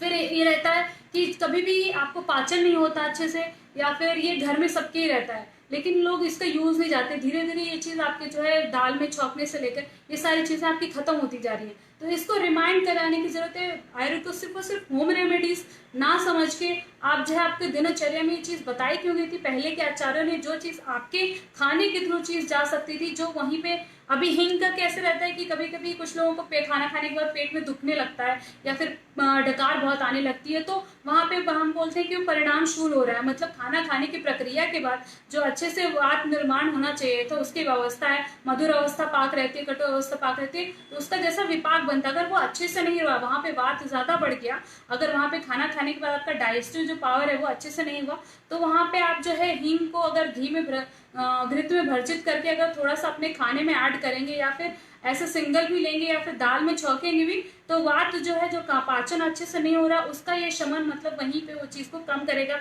और आपका पेट समस्या की भी समस्या जो है, पेट में पाचन नहीं हो रहा उसकी भी समस्या वो दूर हो जाएगी। तो अभी पांडु, शोथ और ग्रहणी की चिकित्सा बलाई मनो और शोतस पे जाने वाली, जैसे अगर कुछ लेडीज को लगता है कि नेगेटिव थॉट्स आने लगते हैं, उनको लगता है कि मुझे कुछ हो जाएगा, या फिर मेरी दिल की धड़कन बहुत ज़्यादा बढ़ रही है, कभी कभी रोने लगेंगी, कभी कभी खुद ही माफ़ करने लगेंगी कि नहीं नहीं मैंने बहुत झगड़ा कर लिया, मैं इसी बात पे ज़्यादा रिएक्शन आ गया मेरा। तो ऐसी जब चीज़ें हो रही हैं और आपको नींद भी अच्छे से नहीं आ रही है, तो वहाँ पे है जटामांसी का जो है पान बहुत अच्छा काम करेगा। जटामांसी को जो है, अगर आप जटामांसी अगर पानी में घोल के 5 ग्राम जो है जटामांसी पानी में घोल के रात में सोने से पहले पियेंगे, तो वहाँ पे जो है आपके मानसिक लेवल पे बहुत अच्छा काम करेगी। ये जो है ये मेद्य भी है, ये आपकी कांति भी बढ़ाती है, बल है, और ये सारी जो चीजें मेंशन है ये इसलिए मेंशन है क्योंकि इसमें जो सारे भी कंटेंट है वो वैसे ही आपके हर एक सिस्टम को ना के जो भी हर एक सिस्टम है वहां पे माइन्यूट लेवल सेल लेवल पे भी अच्छे से काम करते हैं, प्लस उसमें जो भी आपको जरूरी चीज लग रही है कि नहीं बीटवेल नहीं बन रहा अच्छे तो उसको भी अच्छे से बनाने का काम करेंगे, आपका कैल्शियम अच्छे से बनाने का काम करेंगे। और मानसिक, ये मानसिक क्यों इतना अच्छा काम करती है, जटा मानसी का नाम है, जटा जो भी रहती है, जो भी आपका जटा मानसी जो है वो रूट जो है आपका ब्रेन जो रूट है डेंड्राइट न्यूरॉन है, न्यूरॉन को जब आप और भी ज्यादा माइक्रोस्कोपिक लेवल पे जब रिसर्च करके देखा गया तो उसकी एक छोटी छोटी जटाएं निकली रहती है, मतलब एकदम महीन महीन महीन महीन जो है वो इतनी रेशे उस रेशे में रहती है। वैसे ही अगर जटा मांसी के जो जड़ के जो आपको देखेंगे तो उसकी वैसी जो उसकी जटा रहती है वो वैसी रहती है, उसमें से रेशे रेशे निकल रहे थे। तो सामान्य से सामान्य की वृद्धि, अगर वो चीज आपके ब्रेन तक पहुंचेगी, वो चीज पाचन कैसे होगी, जब आपको डायरेक्ट दे देंगे सिर्फ एक वही कंटेंट उठा के देंगे तो आपको कितना पचेगी, लेकिन अगर वही आपके ग्रहणी में जाके इंटेस्टाइन में जाके वो पचते हुए अगर आपके ब्रेन तक पहुंचती है तो वो इतनी रिफाइन हो जाती है कि तुरंत जो है वो ब्लड में एब्जॉर्ब होकर आपके मज्जा जो धरा तला है जो ब्रेन में है वहां पे एब्जॉर्ब होती है और वो वैसे अच्छा काम करती है। तो जटा मानसी जो है मेघ है, कषाय है और ये सारी जो है आपके दाह विसर्प सिर्फ एक सिंगल ही चूर्ण में इतने सारे जो हैं इसके एक्टिव इंग्रेडिएंट इतने ज्यादा हैं कि ये सिर्फ सिंपल जो है वो शॉर्ट फॉर्म में लिखा गया है, श्लोक जो है एक कोड वर्ड में लिखा गया है, उसको समझने की उस पर रिसर्च हो जैसे जैसे होता जा रहा है वैसे लोगों को अब पता चल रहा है कि हाँ ये इतना अच्छा ऐसे काम करती है। फिर जो है बात अब हम करते हैं कि चिकित्सा में नस्य कर्म का कैसे इतना यहाँ पे इम्पोर्टेंस है। अभी नस्य कर्म के हम बारे में बात यहाँ पे करना क्यों इम्पोर्टेंट है, नस्य मतलब क्या होता है, नेजल इंस्टलेशन, नाक में जो है आपको दवाई डालनी होती है या फिर नाक के जो आपके यहाँ पे पर्दे हैं उस पर लगाना होता है आपको दवाई, ये कैसे करना होता है। नस्य इतना इम्पोर्टेंट क्यों है और थायराइड के पेशेंट के लिए जो भी मनु और स्रोतस की दृष्टि है उसके लिए नस्य इतना अच्छा काम क्यों करता है। और नस्य जो है एक अलग से जो है एक नस्य के टाइप्स भी हैं, उसमें बहुत सारे रिसर्चेस भी हो चुकी हैं और जो आचार्यों ने हर एक ग्रंथ ने नस्य के अपने गुण धर्म अच्छे से बताए कि अगर आप नस्य करेंगे तो उसकी वजह से आपको मनु और स्रोतस से लेकर बाकी सारी चीजें डायरेक्टली आपका T3 T4 pituitary gland pineal gland जो बायोलॉजिकल साइकिल है जिससे आपका सोना उठना बैठना हो रहा है, जिससे आपको चीजें समझ में आ जा रही है कि अभी दिन हो गया है रात हो गई, ये सारी चीजें जो आपको समझ में आ रही है, आपकी जो इंद्रिय यहाँ पे आंख नाक ये सारी जो इंद्रिय जो आपको सुन पा रहे हैं देख पा रहे हैं, तो जब भी आप कहीं से गुजरते हैं, मैंने लास्ट वाले में एग्जांपल दिया था, जब भी आप कहीं से गुजरते हैं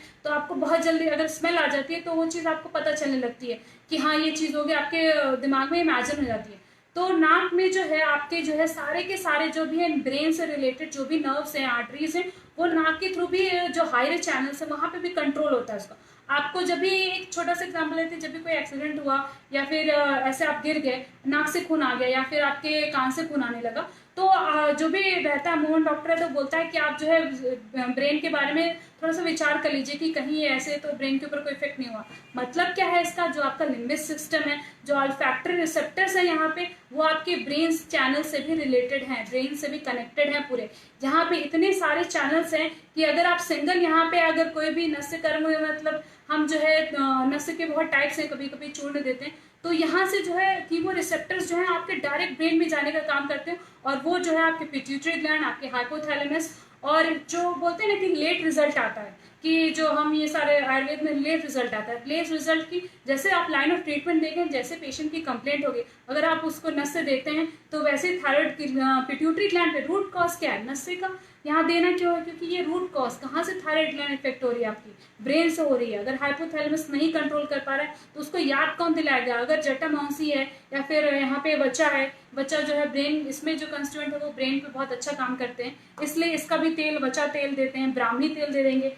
तो ब्राह्मी का जो घृत है, अभी यहाँ पे घी क्यों लिया जाता है, नस्य के बारे में बताऊंगी कि सुपीरियर कॉन्का होता है अपने यहाँ पे, लिटिल्स एरिया होता है, ये सारे जो है यहाँ पे छोटी छोटी माइन्यूट आर्टरीज हैं और आपकी जो भी यहाँ पे जो लेयर है म्यूसिलरी जो भी लेयर है वो एकदम महीन रहती है। अगर वहां पे आपको अगर ब्राह्मी तेल ही क्यों दिया, अभी मैं एग्जांपल देती हूँ कि ब्राह्मी जो घृत है उसका हम नस्य दे देते, बोलते हैं कि नाक में एक एक जो दोने के एक एक नाक में आपको एक एक जो है ड्रॉप डालनी है, या फिर आपको अगर डालने के बाद ज्यादा तकलीफ हो रही है तो आप जो है उसका प्रतिसारण मतलब अपने उंगली से जो है नाक में दोनों जो यहाँ पे आपके वो वाले यहाँ पे लगा सकते हैं। तो ये क्यों देते हैं, और तुरंत जैसे आपको जब स्मेल आती है किसी चीज की तो आपको पूरा आप पूरी तरीके वापिस उठ जाते हैं, गंदी स्मेल है तो वहां से भागने की कोशिश करते हैं एकदम से। तो वहां पे कितना ज्यादा असर है ब्रेन पे, कैसे पता चल रहा है आपको कि ब्रेन पे इस चीज का कितना असर है। तो नशे में हम घृत को ही क्यों लेते हैं, हम तो जो भी बोलते हैं आयुर्वेदिक लोग तो खाने के लिए बोलते हैं, घी खाने के लिए बोलते हैं, जो भी मेडिसिन आती है वो घी में ही क्यों रहती है, क्योंकि घी जो ऐसी चीज है उसमें जो आपके कंटेंट है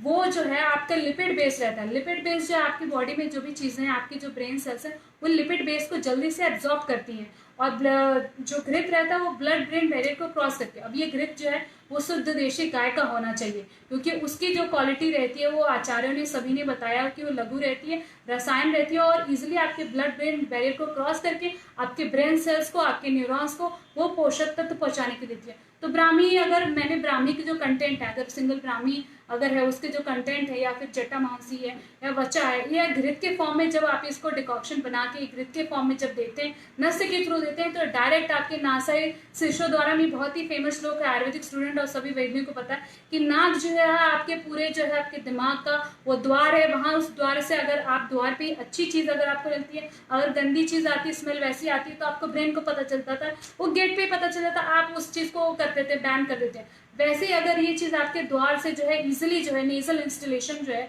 अगर आपको दिया यहाँ पे, तो वो ब्रेन तक जाएगी, और घी जो है वो बॉडी टेम्परेचर पे मेल्ट होती है। ये डालडा और बाकी चीजें जो है आपके कोलेस्ट्रॉल बढ़ाने का काम क्या करती है, ये लोगों का मिसकंसेप्शन है कि घी खाने से कोलेस्ट्रॉल बढ़ जा रहा है। घी किस तरह का आप घी खा रहे हो, कितनी मात्रा में आप एक्टिविटी कर रहे हैं, उसके साथ हलासन या बाकी सारी एक्टिविटी करें, तो घी आपके बॉडी टेम्परेचर पे मेल्ट होगी और घी वैसे अच्छा काम करेगी। तो नस्य कर्म का ये सबसे इंपॉर्टेंट यही बात है, इस पर रिसर्च भी हुई है। नस्य कर्म जो है अपनी जितने भी आचार्य थे उन्होंने अपने फॉर्म में जो है नस्य के बारे में उसका इंपॉर्टेंस बताया। कभी कभी हम चूर्ण का भी नस्य देते हैं, उसको प्रधमन नस्य बोलते हैं। चूर्ण जो है वो खींचने के लिए बोलते हैं कि चूर्ण से क्या होगा, उसके जो कंटेंट है डायरेक्ट आपको कभी कभी बेहोश या फिर बहुत सारे अपस्मार उन्माद के पेशेंट्स होते हैं, उनमें नस्य का जो है ये अपस्मार उन्माद की बात थायराइड के पेशेंट में कैसे होता है, क्योंकि कभी कभी ऐसे पेशेंट के लक्षण रहते हैं। मैंने बोला था कि एक लेडी रहती है, उसको भूलने की बीमारी ज्यादा लग रही है, वो कोई चीज यहाँ पे रखी है, चाबी या गैस पे दूध रखा है, वो भूल जा रही है, और वो जानबूझ के ये चीज नहीं करे, पर उसको याद ही नहीं रह रही ये चीज।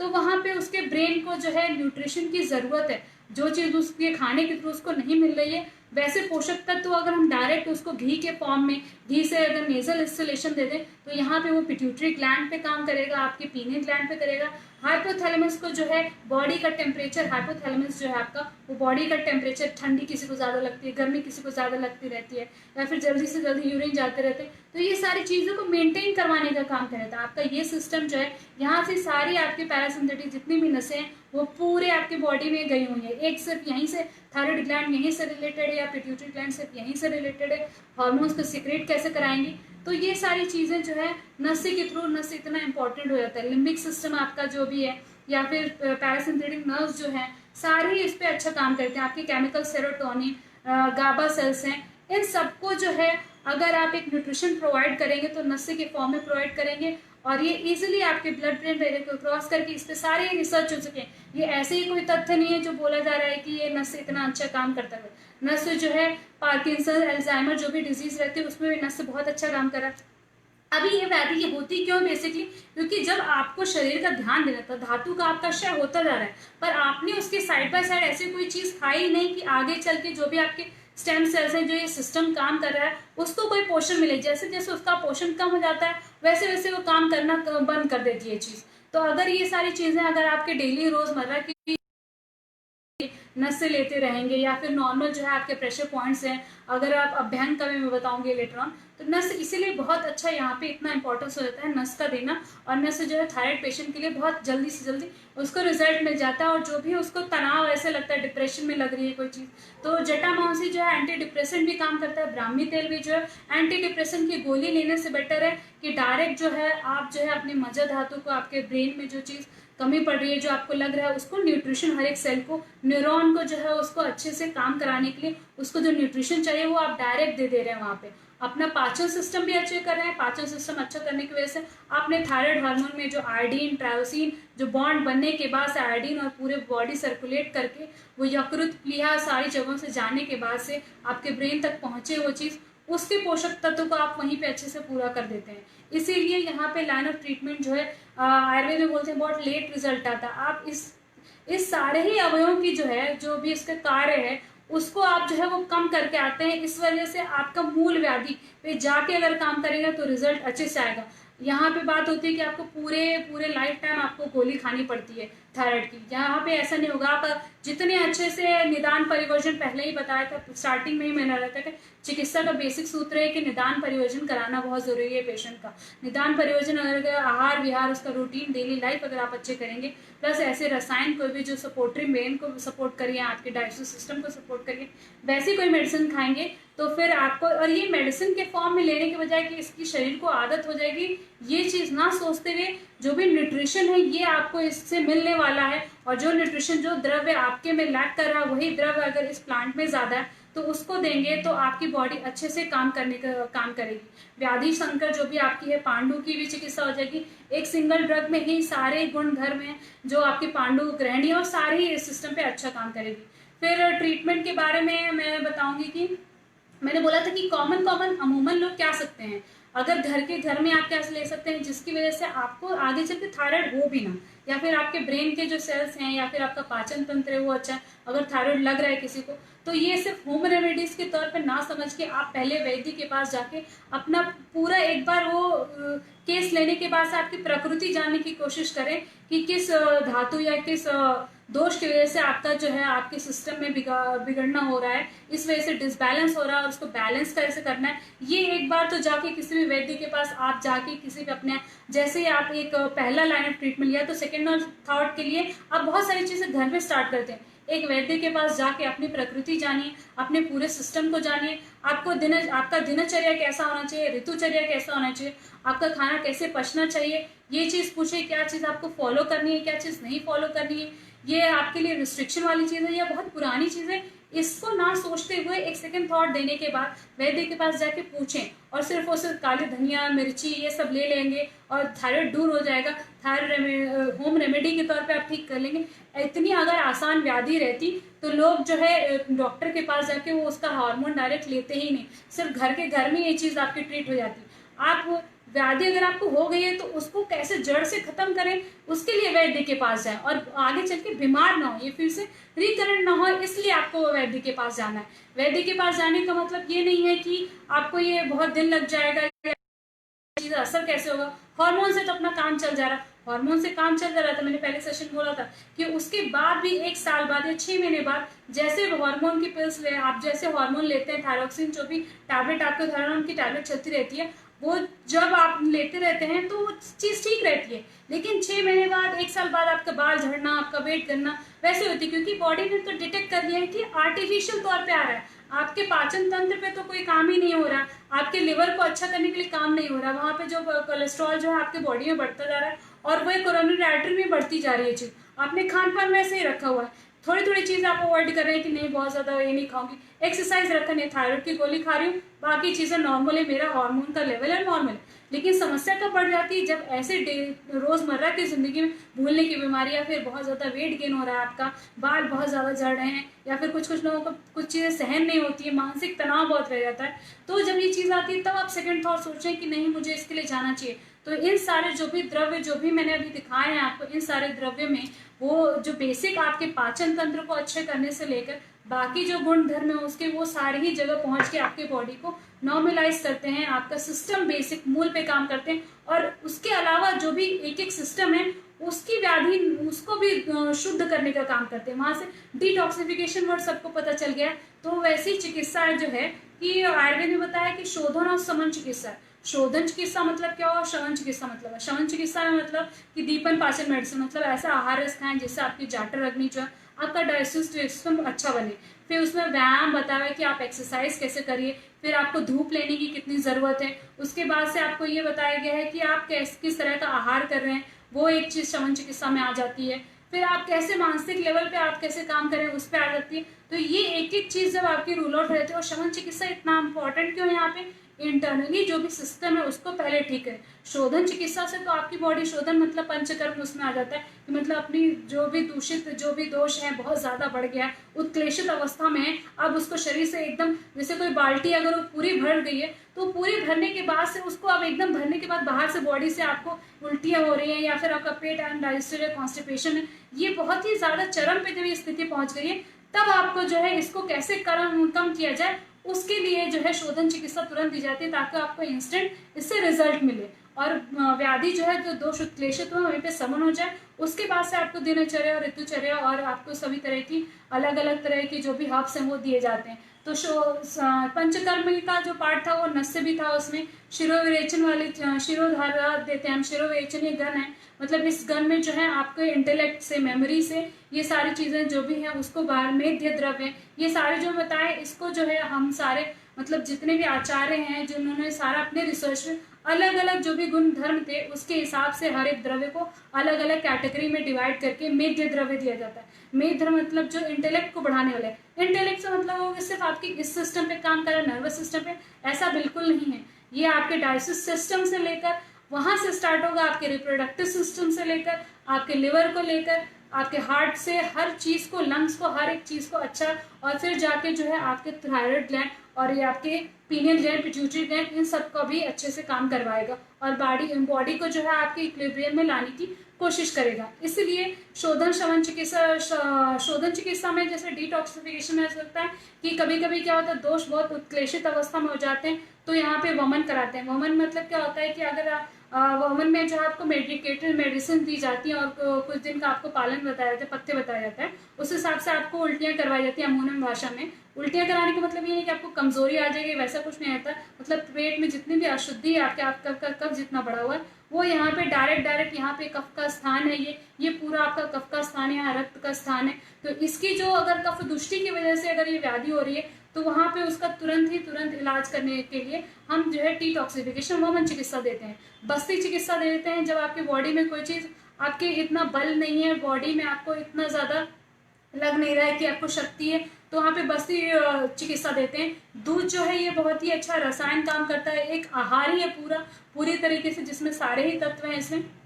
तो दूध का अगर शिरपाक बोलते हैं, तो अगर हम ये विदारी या फिर बाकी अलग अलग द्रव्यों का अगर शिरपाक बना के आपको दे देंगे डायरेक्ट बस्ती के थ्रू, एनिमा के थ्रू, तो बॉडी में वो सारी चीजें बहुत अच्छे से जब जाएंगी। नोड्यूल हुए हैं यहाँ पे, गोइटर हुआ है तो रक्त मोशन बहुत अच्छा काम करेगा वहाँ पे। जलू जो है वहाँ पे अशुद्ध रक्त निकाल लेगी। आपका जो लिम्फ नोड्स है वो वहाँ पे ब्लॉक हुए हैं तो उसमें जब न्यू ब्लड फ्लो होगा यहाँ पे ब्रेन चैनल जब काम करेगी यहाँ से अशुद्ध रक्त निकलने के बाद से, तो वो वैसे ही गोइटर को सेटिंग्स करते जलोका उच्चारण जो रक्त मोक्षण की चिकित्सा है या फिर जलोका उच्चारण करने के बाद से, लीच थेरेपी करने के बाद से ये चीज यहाँ पे आपकी कम हो जाएगी। फिर बात आती है कि आप कैसे डेली डाइट करें। चिकित्सा में बहुत सारी चीजें, चिकित्सा कैसे की जा रही है, निदान परियोजन करना, शोधन संबंध चिकित्सा करनी है आपको, संतर्पण अपतर्पण मतलब भ्रूण अलंघन, हाइपो और हाइपर वाली कंडीशन देके, प्लस आपकी कौन सी व्याधि है, पांडु, शोथ और ग्रहणी, इसकी चिकित्सा करने, मन व स्रोतस की दृष्टि है, रज और तम कैसे आपको बैलेंस करना है, इसकी ये किया जाता है आयुर्वेद में। यहाँ पे ये सेशन इसलिए लिया जा रहा है ताकि आप जो जनरल लोग हैं उन लोगों को अवेयर कर पाए कि ये आयुर्वेद में जो है आपका मूल सिद्धांत पे काम करना है, त्रिदोष सिद्धांत पे काम करना है, जिसकी वजह से आपकी पूरी बॉडी हेल्दी रहे, सिर्फ और सिर्फ से एक सिस्टम से ना रिलेट करके पूरी बॉडी को हेल्दी किया जाए। वैसे जैसे स्वस्थ शरीर में स्वस्थ मन रह सकता है, ये सबको पता है, ये फ्रेज बोला जाता है कि स्वस्थ अगर शरीर रहेगा उसमें मन रह सकता है। अगर कोई चीज आपके बॉडी में सड़ रही है, पच नहीं रही है, वैसे ही अगर इंटरनली वो चीज आपकी बॉडी में डकार आपको आ रही है, वैसे आपको स्मेल आती रहती है, नाक में स्मेल आती रहती है, तो वो आपका मन किस तरह से स्वस्थ रह सकता है। और आहार अभी इसका सबसे इंपॉर्टेंट पार्ट किसी भी व्याधि के लिए आहार वहाँ पे इतना इंपॉर्टेंट पार्ट क्यों हो जाता है, क्योंकि आहार से ही आपको पोषक तत्व मिलने हैं। अगर वो पोषक तत्व आप किस तरह का दे रहे हैं इस पे डिपेंड करती है कि अगर आपने पोषक तत्व वैसा नहीं खाया या पोषक तत्व पचा नहीं पा रहे हैं तो वैसी आपको चीज दी जाए जिसकी वजह से आपको पाचन अच्छे से हो। फिर आता है अब एकदम मॉर्निंग टू नाइट वाली मैं रूटीन बता दूंगी शॉर्ट में कि कैसे कैसे आप घर पे क्या क्या कर सकते हैं। अगर आप सुबह उठते हैं तो सब सुबह उठने के बाद से जो है आप त्रिकटु और मधु एक साथ ले सकते हैं। त्रिकटु कैसे, आपको पिंच फॉर्म लेना है, 2 ग्राम लेना है त्रिकटु का, 2 ग्राम से लेकर 1 ग्राम लेना है। जब आपकी स्थौल्य की कंडीशन ज्यादा है, आप में लग रहा है आप में मोटापा ज्यादा है, तब ले सकते हैं। आपकी अग्नि अच्छी नहीं है, पाचन नहीं हो रहा है और बहुत ज्यादा स्वेद भी नहीं बढ़ रहा है, तो आपको ऐसा लगना चाहिए कि स्वेद भी नहीं हो रहा है और मुझे बहुत ज्यादा स्थूल है, तो खाली पेट जो है सुबह शाम जो है शाम के 4 से 6 के बीच में त्रिकटु का चूर्ण ले सकते हैं मधु के साथ, या फिर त्रिफला के साथ जो है आप शहद खा सकते हैं। त्रिफला 5 ग्राम के क्वांटिटी में लेना है। ये सुबह उठ के आपको जो है पेट साफ, जब मलमूत्र का त्याग करते हैं आप, जब विसर्जन करते हैं उसके बाद से ये चीज लीजिए। उसके बाद से आपने आपको एक आधे घंटे से लेकर 15 से 20 मिनट हर एक, ये कंडीशन में कैसे बता रही हूँ कि आपको अगर थायराइड हो गई है और थायराइड ना हो इसके लिए भी ये कंडीशन है, तो उसके बाद से आप कपाल भाती करिए। कपाल भाती प्राणायाम के तो बहुत ज़्यादा विशेषता है, क्योंकि ये आपके जो डाइजेस्टिव सिस्टम है, ग्रहणी को अच्छा काम करने करती है, ये आपके यकृत प्लीहा पे अच्छा काम करती है, रिप्रोडक्टिव सिस्टम पे वो अच्छे से काम कराती है, उसकी एक्सरसाइज होती है। तो ये 10 से लेकर 15 मिनट्स तक आपको कपाल भाती करना चाहिए। फिर अनुलोम विलोम से है जो है मानसिक जो है ऑक्सीजन जो मिलना है आपके लंग्स से थ्रू जो मानसिक लेवल पे तान हो रहा है, इसके लिए अनुलोम विलोम बहुत अच्छा प्राणायाम रहेगा, तो अनुलोम विलोम कर सकते हैं आप। फिर और ये सारी ही रिसर्च किए जा सके, ये ऐसे ही नहीं है कि सिर्फ ऐसे ही बताया जा रहा है। प्राणायाम, ब्रीदिंग एक्सरसाइज, मेडिटेशन, ये वर्ल्ड वाइड चीज़ है कि सबको पता है कि मेडिटेशन के बाद से इंसान को कितनी शांति मिलती है। आपका स्ट्रेस लाइफ जैसे हो रही है, आपको कोई चीज़ बहुत ज़्यादा आपकी बिजी रूटीन या डेली ऐसी टेंशन की वजह से, अगर आपको एग्जाम है सपोज, बहुत सारी महिलाओं को घरेलू ऐसे बहुत सारी चिंताएं हो जाती हैं, अनवांटेड जो सोच रहती है, सोचते थे चिंतन को चिता में ना बदले, ऐसी भी चीज लोगों को पता है कि आत्मचिंतन करें, पर इतना ज्यादा भी ना करें कि आपके लिए जो है वो उस टाइम में ही नेगेटिविटी आपको खुद ही नेगेटिव होते जाए। तो इस चीज को रूल आउट करने के लिए आप मेडिटेशन अच्छे से करें और अनुलोम विलोम करें। फिर आपका होता है ग्रीवासन। ग्रीवासन मतलब एंटी क्लॉकवाइज और क्लॉकवाइज जो है आपको एक 10 से 15 बार करना चाहिए। फिर हलासन करना चाहिए, पैर ऊपर करके आपको नीचे करके हलासन एक 2 से 3 मिनट करना चाहिए। उसके बाद से सर्वांगासन करना चाहिए आपको, और सर्वांगासन अच्छे से कर लेंगे तो सर्वांगासन एक 10 से 5 मिनट, अगर रुक पाते हैं तो रोकिए, नहीं तो कम से कम 5-2 मिनट तो आपको करना ही करना, जो थायराइड के पेशेंट है। फिर उज्जाई प्राणायाम है। उज्जाई प्राणायाम यहाँ पे जो है आपकी जो ग्लैंड है, यहाँ पे जो आपका चक्र है उस पर बहुत अच्छा काम करते हैं। यहाँ पे विशुद्धि चक्र है, विशुद्ध चक्र है, विशुद्धि चक्र ही नाम है इसका, मतलब विशुद्ध जो भी चीज़ है आपकी, जो भी आपके लिम्फेटिक सिस्टम है वो कैसे यहाँ से रिलेटेड है, इस ग्लैंड से कैसे इसको करते रहते हैं पूरे बॉडी में। तो विशुद्ध चक्र को अगर आप शुद्ध करेंगे तो उज्जाई प्राणायाम जब करेंगे, जब आप उज्जाई प्राणायाम करेंगे 5 से 10 बार आपको करना चाहिए, जिसकी वजह से जो है आपका जो चक्र की जो भी चक्र की एक अलग से बहुत बड़ा साइंस है, उसके बारे में अलग से बताएंगे हम। लेकिन थायराइड ग्लैंड पे ये बहुत अच्छा वाइब्रेशन से, या ब्राह्मी उद्गीत जब ओमकार या करते हैं तो यहाँ पे ह जो हम होती है उसकी वजह से जो है आपके वाइब्रेशन के जो केमिकल सिक्रेशन आपकी बॉडी में होते हैं वो आपको अच्छे से एक पॉजिटिव इफेक्ट लाते हैं। और जो बॉडी में एक चीज़ लैक हो रही थी, आपको ज्ञान नहीं हो रहा था अपना कि मुझे क्या चीज़ याद नहीं रहती, क्या करना है, इसको अच्छे से कम करने का कारण करती है। फिर आप बाकी जो, अगर आपको जैसे सूर्य नमस्कार है तो सूर्य नमस्कार कर सकते हैं। फिर आपका एक्यूप्रेशर, मतलब अगर आपको देना है तो इसको यूनियन बोलते हैं, यूनियन वैली बोलते हैं, तो हाथ के बीच में इसको प्रेशर पॉइंट है, ये जो थायराइड ग्लैंड है और बहुत अच्छा काम करती है। तो इसको जो है आपको इन दोनों हाथों में जो है एक 10 से 15 बार इसको प्रेस करना है, यहाँ पे 1 2 3 ऐसे करके प्रेस करना है। तो ये थायराइड ग्लैंड पे ये अलग से बहुत बड़ा एक्यूप्रेशर के लिए एक अलग से ही बहुत बड़ी चीज़ है। फिर एक्यूपंक्चर मतलब विद्ध कर्म जो हम करते हैं, जो आग्नेय चक्र है आपका, यहाँ पे हम करते हैं, उससे जो है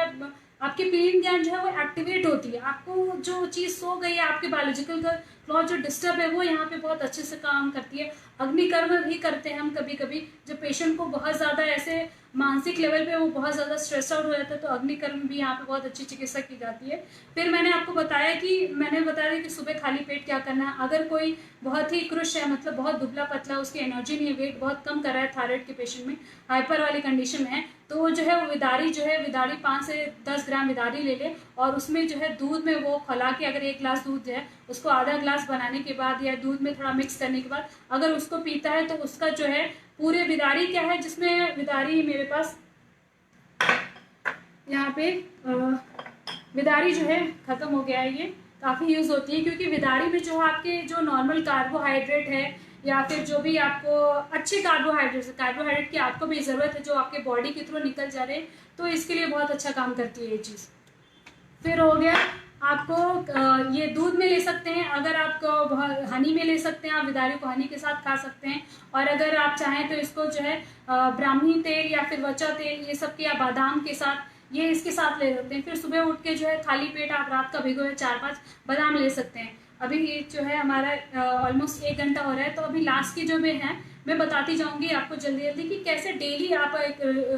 स्टार्ट करें। ऑलमोस्ट हमने सारे यहाँ पर डिस्कशन कर लिया। अब डाइट की बात, दिन से लेकर रात से आपको कैसे रहे, उस हिसाब से थायराइड पेशेंट को कैसे रहना चाहिए उसको बता रही हूँ मैं। फिर आपको है कि आप जब एक्सरसाइज कर लेते हैं उसके बाद जो है खाने की चीज़ों में क्या क्या आहार वाली चीज़ें, जौ का आटा है, सत्तू जो है वो यूज़ करना चाहिए। बेहोशादी सत्तू है, जब भी आपको क्रेविंग होती है बहुत ज़्यादा, आपको भूख लगती रहती है, तो बेहोशादी सत्तू जो है वो फॉर्मुलेशन है वो आप खा सकते हैं। उसकी आपके पाचन भी अच्छा हो जाएगा और आपको जो है उसमें त्रिफला, त्रिकटु, विडंग, दिप्यक, जीरक, ये सारे कंटेंट है जो आपका पाचन भी अच्छे से करते हैं, आपका क्लेद भी काम कम करते हैं और अग्नि को भी, डाइजेस्टिव पावर को भी बढ़ाने का अच्छे से काम करते हैं। फिर हो गया, अगर आपको है सुबह जो उठ रहे हैं आपने 2 चपाती खाई, उसके बाद अभी यहाँ पे होता है कि मैंने बताया था कि क्या खाना है आपको, तो क्या खाने में है, मूंग की दाल खाइए, अरहर की दाल खाइए, अलग अलग मसूर की दाल खाइए, ये सारी चीज़ें खाइए आप। सब्जियों में जो है वो आप अलग अलग स्टेट में अलग अलग नाम है, नेनुआ, तरोई, लौकी, ये सारी जो चीज़ें हैं वो सारी खाइए। दूधी जो यहाँ पे बोलते हैं, लाल मार्ट वाली जो साग की सब्जियां मिलती है वो खाना चाहिए आपको, वो यहाँ पे बहुत अच्छा काम करे, आपको प्रोटीन उससे अच्छे से मिल जाएगा। फिर आप जो सीजनल फ्रूट्स हैं वो सारी चीज़ें खा सकते हैं। अब दोपहर में जब भी आपको क्रेविंग होती है तो उस दोपहर में आप फ्रूट्स, मतलब फ्रूट्स में क्या चीज़, जैसे आपका दाड़िम हो गया, द्राक्षा हो गया, मतलब कभी कभी आप जो है काले मनुके खाइए, उसकी वजह से आपको जो है वो एनर्जी भी मिलेगी, प्लस जो है मांस का पाचन भी, जो एक्स्ट्रा क्लेद और मेद बढ़ा है उसको भी हटाने का बॉडी से अच्छा काम करेगी, हेमोग्लोबिन भी अच्छा आपको बढ़ाने का काम करेगी। फिर सोयाबीन या सोया जैसी चीज़ जो भी है, सोया से बने हुए प्रोडक्ट्स को, सोया मिल्क, ये सब चीज़ें आपको टोटली अवॉइड करनी है। पत्ता गोभी, फूल गोभी ये नहीं खाना है, क्योंकि इसमें जो गॉइट्रोजेंस, इसके जो कंस्टिट्यूएंट होते हैं वो आपके आयोडीन को बनने नहीं देते हैं और थायराइड ग्लैंड पर इसका इफेक्ट आता है। और इसको अगर कभी अमूमन आपने खाया भी तो इसको अच्छे से पका के खाएं। यहाँ पे चावल को भी मैं ना बोलती हूँ खाने के लिए, सफ़ेद चावल जो अभी पॉलिश चावल है वो ना खाने के बजाय जो है आप बेसिक जो आपका षष्टिशाली, जो आयुर्वेद में बताया गया कि 60 दिन में जो चावल पकता है, बनता है, और रक्तशाली जो इतना अच्छा चावल है उसको खाने की कोशिश करें। अगर आपको कभी मन करता है तो उस चावल को खाने की कोशिश करें। रात का जो खाना है आप वो बहुत ही लाइट रखें, 4 से 6 के बीच में। अगर आप चाय पीते हैं तो चाय को छोड़ें, क्योंकि उसमें कैफीन जो है वो इस चीज़ को, आपको जो है निद्रा को नाश करेगा और बाकी सारी चीज़ों को भी वो बहुत कम करेगा। तो इसीलिए चाय को भी आप छोड़ दें, चाय कॉफ़ी को जैसे जैसे आपको आदत लगे। तो आजकल बहुत प्रचलन है कि ग्रीन टी पीना चाहिए, तो ग्रीन टी में कैसे आप घर में अदरक और ये अपना हल्दी, तुलसी, ये सब डाल सकते हैं। पर एक चीज़ है कि उसमें जो है आप गर्म चीज़ में हनी ना डालें, क्योंकि उस हनी ऑलरेडी बहुत ज़्यादा, शहद जो है ऑलरेडी बहुत उष्ण होता है, तो एक विष का काम करता है, तो वो चीज़ आपको टोटली अवॉइड करनी है। यहाँ पे दूध और नमक एक साथ चीज़ें ना खाएं। दूध कभी कभी आप रात में जो है दलिया खा सकते हैं, लाइट फूड रखें, और सोने से 2 घंटे पहले आपको कोई भी खाना खाना है, ताकि वो अच्छे से पच जाए चीज़ आपको। बेसिक जो है ये सबको ही पता है कि कोल्ड ड्रिंक्स हो गया, आपके बेकरी प्रोडक्ट्स हो गए, ये सारी चीज़ें आपको अवॉइड करनी है। अगर आपको हेल्दी होना है, मतलब सब चीज़ें बंद कर दी है ऐसा नहीं है। जब आपको थायराइड है, आपको स्टॉल है, तो आपको ये सारी चीज़ें बंद करके पहले फोकस अपने सिस्टम को अच्छा करना है। उसके बाद आपको लाइफ को अगर अपने एंजॉय करना है, एक आध दिन चीज़ें खानी तो खाइए, और वैसे हिसाब से एक्टिविटी रखिए आप। अगर आपको आगे चल के ये सारी चीज़ें नॉर्मल लाइफ में रहना, अल्टरनेटिव कभी खाना है, तो उस चीज़ को एंजॉय करते हुए खाइए। तो इस जो अभी समय, अभी जो जनरेशन है उसको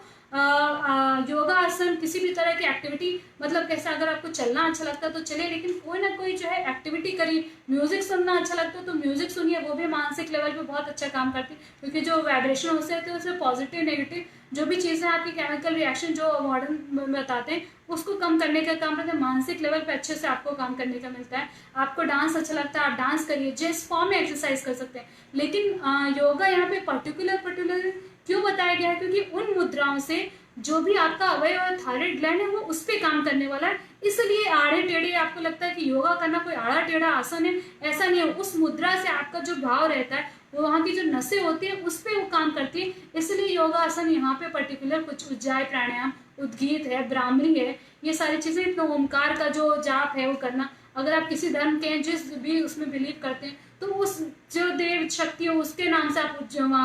वहाँ पे उच्चारण कर सकते हैं, ताकि आपको एक अंदर से जो है एक नेगेटिविटी जो है, 5 मिनट तक किसी को आंख बंद करके आजकल बैठना भी मुश्किल हो गया कि 5 मिनट के खुद ही वो आराम से बैठ सके, ये भी मुश्किल है। तो एक अपने को समय दें, अपने एक शरीर जो सिस्टम है उसको एक अलग से समय दें, और बाकी का जो वहाँ के आसपास की जिस भी लेडी को ये हो, तो घर के लोग उसको कैसे सपोर्ट करें, ये भी चीज़ बहुत इंपॉर्टेंट है। अगर थायराइड हुआ है, भूल जाती है, ऐसा ना करके उसको सपोर्ट करें, उसके आहार, उसके जो भी चीज़ वो बना रही है, जो भी कर रही है, तो उसको अप्रिशिएट करने की कोशिश करें, ना कि उसको नेगेटिव करने की कोशिश करें, तो ये चीज़ और भी बढ़ जाएगी। अपना घर का एनवायरमेंट अच्छा रखेंगे तो थायराइड होगा ही नहीं, किसी को भी नहीं होगा, और अपनी फिजिकल एक्टिविटी जितनी अच्छी रखेंगे तो कोई भी चीज़ नहीं होने वाली आपको। फिर मैंने बताया कि आप जैसे कि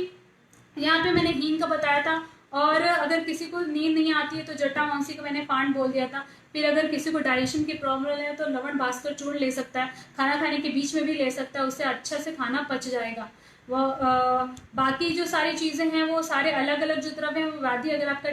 TSH या फिर T4 बहुत ज़्यादा डिस्टर्ब है तो किसी वैद्य को जाके अपने पास में वैद्य को जाके एक बार पूछें, एक बार काउंसिल करें, अपने आप को काउंसलिंग तो करके आ सकते हैं आप एटलीस्ट। अगर आपको चिकित्सा नहीं लेनी, वो आपको समझा तो देगा कि आपकी कैसी प्रकृति है, किस हिसाब से आपको क्या क्या चीज़ें दी सकती है, ताकि आपकी जल्दी से जल्दी आपकी गोली बंद हो और नॉर्मल लेवल पे आए। वो गोली का जो है वो फिक्स नहीं है, अगर 2.5 है, 25 है, 50 है, 120 है, फिर आप कहाँ तक बढ़ाएंगे उस चीज़ को, और बाकी जो आपको अलग अलग व्याधि हो रही वो खत्म नहीं होती है। तो किसी भी वैद्य के पास जाके ये चिकित्सा करें। फिर दोपहर में जो है मैंने बोला कि औषधि सत्तू ले लें, सुबह मैंने वो पहले फिर से हम एक बार वो रिवाइज ले लेंगे कि पहले मैंने सुबह बोला कि आप त्रिकटु चूर्ण ले सकते हैं, विदारी ले सकते हैं, और जिस हिसाब से आपके अगर आप स्थूलता ज़्यादा है तो त्रिकटु चूर्ण ले लें। अगर आपको भूख नहीं लग रही तो भी आप त्रिकटु चूर्ण ले सकते हैं। हनी अपनी लाइफ में डेली ऐड कर सकते हैं, विदारी का चूर्ण ले सकते हैं आप, जो बहुत स्वेलिंग है तो पुनर्नवा ले सकते हैं। फिर सुबह उठने के बाद आप कपालभाति, अनुलोम विलोम, उज्जाई, उद्गीत, ब्राह्मी, सर्वांगासन, हलासन, और ये सारे जो अपने चक्र हैं जो भी थायराइड ग्लैंड को हेल्प करता है उसको जो है आप नॉर्मल कर सकते हैं। फिर प्रेशर पॉइंट अपने बॉडी में दबा सकते हैं, उसकी वजह से जो है यहाँ की जो नस है वो अच्छे से आपके जो पिट्यूटरी ग्लैंड से लेकर थायराइड ग्लैंड को भी अच्छा काम कराएगी। क्योंकि ये सारे जो हैं अगर आप कभी भी नॉर्मली देखेंगे तो सारी नसें, महीन महीन नसें, न्यूरॉन्स जो है वो आपके जुड़े हुए हैं और वहाँ से चीज़ें सर्कुलेट होती रहती हैं। फिर खाने का बता दिया मैंने कि बेकरी प्रोडक्ट्स नहीं, चीज़ें नहीं खानी चाहिए। सफ़ेद चावल, सफ़ेद ब्रेड, ये मैदे वाली चीज़ जो आपको पचेगी नहीं उसको नहीं खाना चाहिए आपको। जैसे कि पोषक तत्वों में जैसे आप काजू खा सकते हैं, बादाम खा सकते हैं, इस सब चीज़ों में जो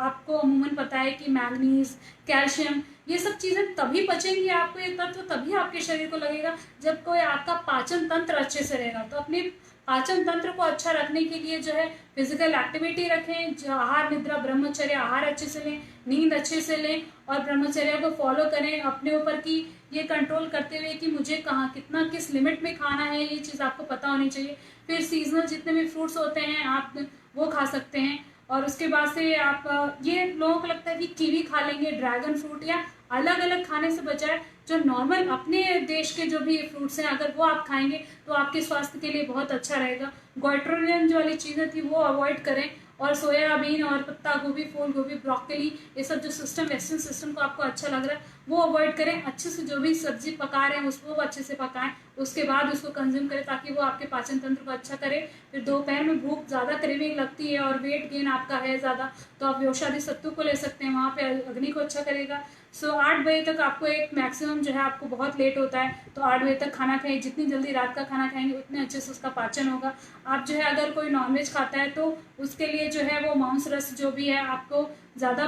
जो भी मांस रस अगर आप उसका लेंगे तो उसका ज़्यादा अच्छा रहेगा। जो भी बॉयल किया हुआ मांस रस है उसको ले सकते हैं। यहाँ पे सिर्फ और सिर्फ आपको उस अच्छे से ग्रहण जल्दी से मिलेगा, आपकी बॉडी में अच्छे से पचेगा। अगर ये सारी चीज़ें फिजिकल एक्टिविटी रखते हुए, प्राणायाम योगा करते हुए, ये सारे जो द्रव्य अभी त्रिकटु या फिर त्रिफला, ये सारी जो चीज़ें बताएं वो करते हुए अगर आप खाएंगे तो आप जो है आपका घर में ही इस चीज़ को नॉर्मलाइज कर सकते हैं। लेकिन अगर आपकी प्रॉब्लम और भी ज़्यादा है तो वैद्य के पास जाइए, अपनी प्रकृति परीक्षण करवाइए, और उसके बाद से आप किस देश काल और किस जगह के हैं इस चीज़ को समझते हुए, आपका पानी कैसा है, ये पचन कैसे होगा, ये सारी चीज़ों को समझते हुए आप जो है अपना रूटीन समझ सकते हैं और अपने व्याधि से बाहर आ सकते हैं। आप रात में सोने से पहले जटामांसी का फाउंड ले सकते हैं, विदारी का भी आशीर्वाद पाके तो आप रात में सोते समय ले सकते हैं। रात में बहुत ज़्यादा भूख लगती है, अगर आप 6 बजे 8 बजे खाना खा लेते हैं तो आप जो है दूध पी सकते हैं। दूध में जो है आप जो है बादाम तेल डाल सकते हैं, ब्राह्मी घृत डाल सकते हैं, ये सारी चीज़ें जो है वहीं से पचना स्टार्ट हो जाएगी। और अपने अभी जो है वो इंटरमिटेंट फास्टिंग जो है बहुत ज़्यादा, उपवास क्यों बताया गया, इंटरमिटेंट फास्टिंग में बहुत ज़्यादा वेस्टर्न कल्चर में फेमस हो रहा है, जबकि उपवास पहले से बताया जा चुका है। इसको धार्मिक चीज़ क्यों जोड़ा गया, ताकि लोग इसको फॉलो करें और स्वस्थ रहें। एक दिन का उपवास तो आपको रखना चाहिए, अगर आपको पूरा एक दिन का उपवास नहीं हो तो फ्रूट्स कभी करें, या फिर जो है सिर्फ और सिर्फ पानी, मतलब पानी का ही नहीं, मतलब जो भी ये जूस है उस पर लेके जो है आप उपवास करें। नमक को एक दिन थोड़ा सा अवॉइड करें, एक चीनी को ज़्यादा अवॉइड करें, तो नेचुरल फॉर्म में शुगर है उसको लेने की कोशिश करें तो आप स्वस्थ हो सकते हैं। और थायराइड क्या बाकी सारे भी व्याधि जो है, पांडु, श्वेत, ग्रैनी, जो भी इंडाइजेशन, उस सबसे भी आप बाहर आ सकते हैं। और दूसरी बात ये हो गई कि अगर एक्टिविटी करते रहेंगे तो ये सबका पाचन भी होगा। आपको सिर्फ खाने से मतलब नहीं है, उसको पचाने से मतलब है। मूल व्याधि वहाँ पे खत्म होनी चाहिए। इसलिए दे सकते हैं नस्य का कितना अच्छा कर्म था। और दूसरी बात यह है कि अगर आपको टाइम नहीं मिलता, बाल झड़ रहे हैं, आपकी बहुत सारी समस्या है, तो आप एटलीस्ट जो है, आपको बहुत टेंशन स्ट्रेस रहती है, तो कम से कम जो है अपने सिर में थोड़ा सा तेल लगाए, वहाँ के पॉइंट्स को दबाने की कोशिश करें।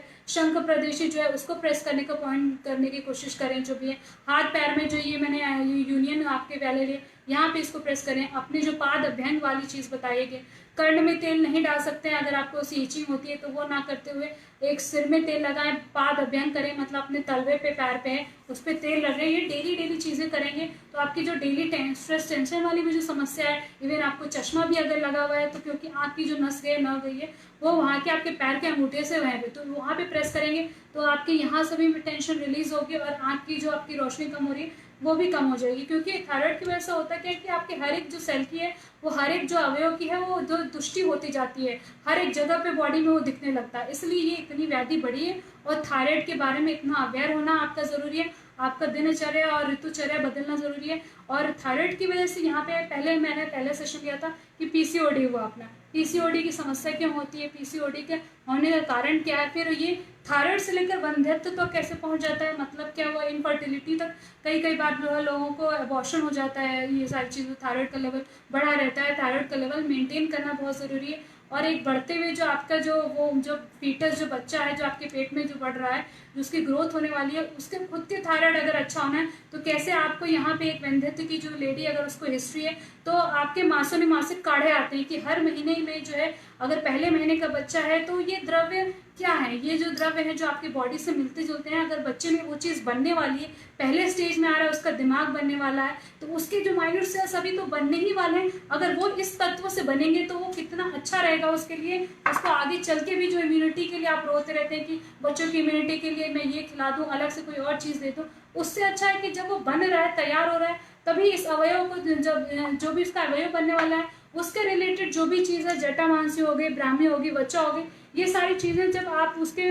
मासिक काढ़े में, मतलब क्या मंथली वाइज हर एक प्रेग्नेंट लेडी को एक जो है काढ़ा या फिर चूर्ण दिया जाता है, उसकी टैबलेट भी आती है बाजार में। आप इसको और जाने कि इनफर्टिलिटी या फिर आपकी हिस्ट्री रह चुकी है अबॉर्शन की या पीसीओडी की कुछ भी हिस्ट्री रह चुकी है, या फिर आईयूजीआर आपका बच्चा जो है उसका वेट अच्छे से नहीं है, या फिर हार्ट में होल हो गया, ये सारी जो मानसिक जो भी चीज़ें हो रही हैं उसके बच्चे की, तो ये सारी चीज़ें जो है जो अवयव की जो बीमारी है वो कंटेंट जो इसमें है वही कंटेंट आपको दिए जाते हैं। वहाँ पे जो है मदर का भी अच्छे से पाचन शक्ति होता है, वो जो खाती है वो बच्चे को भी लगता है और इस तरह से ग्रोथ भी होती है। तो थायराइड जो है ओवरऑल जो है ये पूरी साइकिल जो है ये आपके पूरे ही A to Z औरतों के लिए इसीलिए इतना इंपॉर्टेंट हो जाता है। और जो है यहाँ पे जो है कोशिका को उसको अगर वो नहीं मिल रहा है तो न्यूट्रिशन, जो गर्भाशय है अगर उसको न्यूट्रिशन नहीं मिल रहा है तो वहाँ पे जो है वो कैसे आगे चल के जो है वो एक बच्चे को जो न्यूट्रिशन चाहिए वो कैसे दे पाएगी वो। तो इसीलिए आयुर्वेद का प्रयोजन ही यही है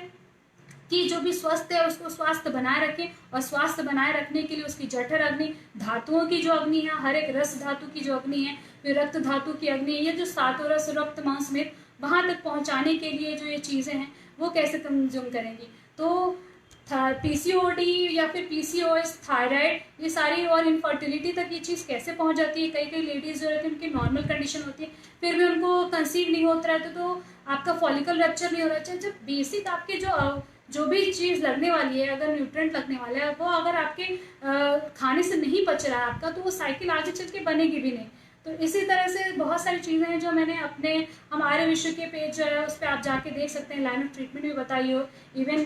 जो भी योगा प्राणायाम है मैंने वो भी यहाँ पे बताया हुआ है, आर्य विश्व के पेज पे आप जाके देख सकते हैं। और अगर आपको ज़्यादा इसे T3 T4 लेवल कम ज़्यादा है, अगर बहुत ज़्यादा नहीं बढ़ा हुआ है, तो जो कुछ चीज़ें मैंने बताई हैं कि ये चीज़ अवॉइड करें, डेली रूटीन कैसे रखें, इसको खाने की वजह से आप जो है आप नॉर्मल जो खाते हैं, मूंग दाल जो खाते हैं, सत्तू हो गया, जौ हो गया, ये सारी चीज़ों को जैसे आप डेली लाइफ में जैसे पहले लोग होते हैं उसको अगर ऐड करते चले जाएंगे तो आपकी व्याधि अपने आप खत्म हो जाएगी, आगे चल के भी आपको कोई व्याधि नहीं होगी।